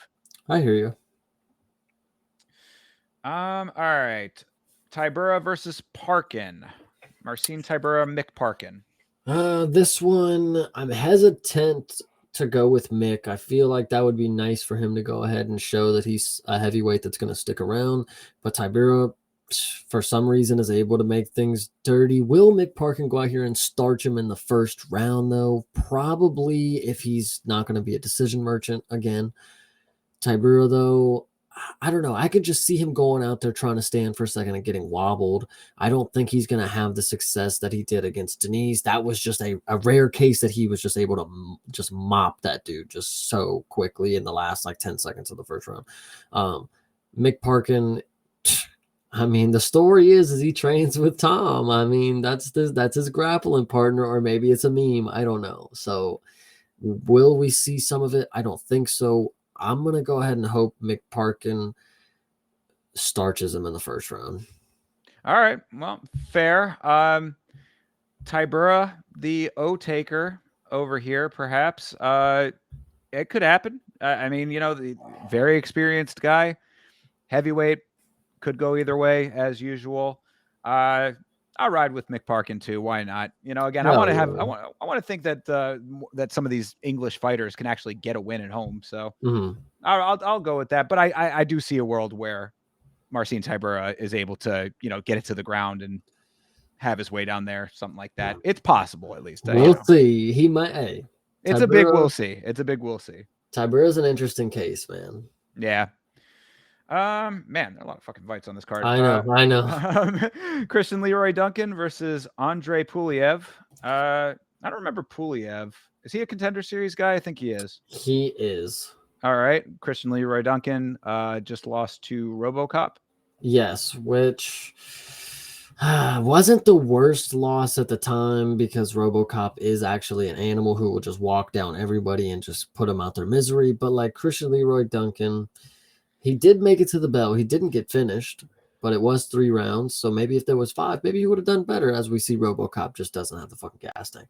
But this one, I'm taking CLD, man. I got to get my boy back on the hype. I got to get a win for him. I think that he should be able to do the damn thing. Is Puliev? He's not the. Is he the dude from Glory? Probably not. No, it's just the same name. No, the dude, the one who beat Alex, the one that they were talking up. You know. Oh, is that him? Right. I think it might be. He did not look spectacular in that fight. He did end up winning the fight. I feel like maybe. I mean, this is a Russian guy. I feel like this doesn't look like that guy though. I feel like it looks like more like a white guy, but I could be wrong. I don't know. We'll come back. This is what you come back on Thursday for. We'll have all the research done at that point. Badger will talk us all through it. But as of right now, on this here show, last week's fights, I'll also go with Christian Leroy Duncan. Good deal. Shauna Bannon versus Pooja Tomar, the Indian phenom over here, versus Shauna, who's, I mean, she's a fighter. What are you thinking? I actually liked her in her last performance, especially when I compare what these women fight like at the time. They fight exactly the same. In Shauna's last performance, she used a lot of the side kicks. She was staying on the outside very well. She's very, very long and lanky. So like with the new Taekwondo that she's picked up, it works very well for her. And I feel like she'll have a very long rangy sparring match with Pooja Tomir. And I think she'll go ahead and win. I mean, I like Pooja, but like I gotta be real here. I think Shauna has the skills to change if the Taekwondo is not working. And if it is, I think she'll be able to keep the range way better. Like, I mean, the reach, like 59-inch reach for Pooja, and she's 5'4". I mean, talk about hobbits. I mean, yeah. You know, Pooja she's a tough competitor. She's definitely one that like comes out like really intense in the fight. So like I could see her possibly overwhelming Bannon, but I'll agree with that. I've never been super sold on Bannon's skill set, but she is getting better. I mean, she's only 6-1. She's still kind of early on. So, you know, I mean, I think that that's a pretty accurate assessment. I think that the overall well-roundedness should be there for Bannon to take this fight. Hell yeah. All right. Nathan Fletcher versus Kalen Loughran, my mistake. Yeah, Nathan Fletcher is our homie off the the Ultimate Fighter, and Kalen Loughran coming off of a loss. Yes. I also heard, and take this as you will, Ali, you may know all, but Nathan Fletcher did beat Kalen in the amateurs. I saw that. He said that, yeah. Doesn't necessarily make or break the world, but I was leaning towards Kalen just because this is going down a weight class for Nathan Fletcher, by the way. He's normally at featherweight. All right. Going down to bantamweight. So I was thinking, okay, maybe a bad cut. Maybe he's a little drain. Kalen gets a late knockout. But Nathan Fletcher, he is pretty fucking good at wrestling. Trains with Patty. And I remember last year that Kalen and Patty were beefing on the bus, and Patty was telling him like the bantamweights in his camp will come and mop him. So we'll see. Yeah. Oh, yeah. And he did sub Ziggy Mantis in that fight. Yeah. The one that he ended up getting cut. So, yeah. All right. I'll go with it. I mean, you know, Fletcher, he looked good to me. I mean, he passed the eye test. So, you know, I'm okay with it. I think I do like that fight because I think that Loughran, he's another one of these like kind of bulldogish fighters. Like he'll go out there and bring the fight to him. So Hopefully it'll be a decent scrap there. And yeah, Nathan Fletcher get the job done. And then this one. Yeah, Guram Kutateladze versus Koi Fernandez starting this card off. What are your thoughts here? This one sucks. I could care less. Yeah, I think that's probably somewhat accurate. I think that Kutateladze should be able to figure this out. Nice. There we go. Shout out Georgia. Yeah, they're on top for this year, so it probably is going to come to fruition. I hope so, man. I don't know. I mean, as far as this fight goes, this is kind of sort of just a warm up for everything. So whatever it may get be. your hot dog type fight. Yeah, exactly. But there you go. Lots of fights coming at you in London. We will go over all of them more in depth on Thursday. And of course, we will be watching all of these fights on our individual watch alongs. Me and the Vitz King will be right here on the Yama channel. That's youtube.com/@YamaShow. And Chase, I know that you can tell them where they can find you. They can find me on youtube.com/@CPSmalls. It's going across the screen right there. And I will be doing the watch alongs on that channel. I will have predictions out this week. And I'm going to hold myself to that. And also you can find me on Twitter hanging around, or X if you call it, @Creative Partin, PARTIN. Jeez, I don't know my own things. We're going to get these plugs down for you one day, brother. We're going to get you the media training, and then these plugs are going to be so smooth. You can find me on X and on Instagram @Yama Show on both of those. The Facebook page is up. I don't have a handle for you just yet, trying to work that out, but I'll get that for you. If you search Yelling About Mixed Martial Arts, you can find it that way for now. Either which way, holler at you boys over here. Should have some new content coming out on the channel this week. Shorts from the last Yam episode are definitely going out, so keep an eye out for those. We will be back. As always, everybody, have a great rest of your week. And until we see you next time, fight on.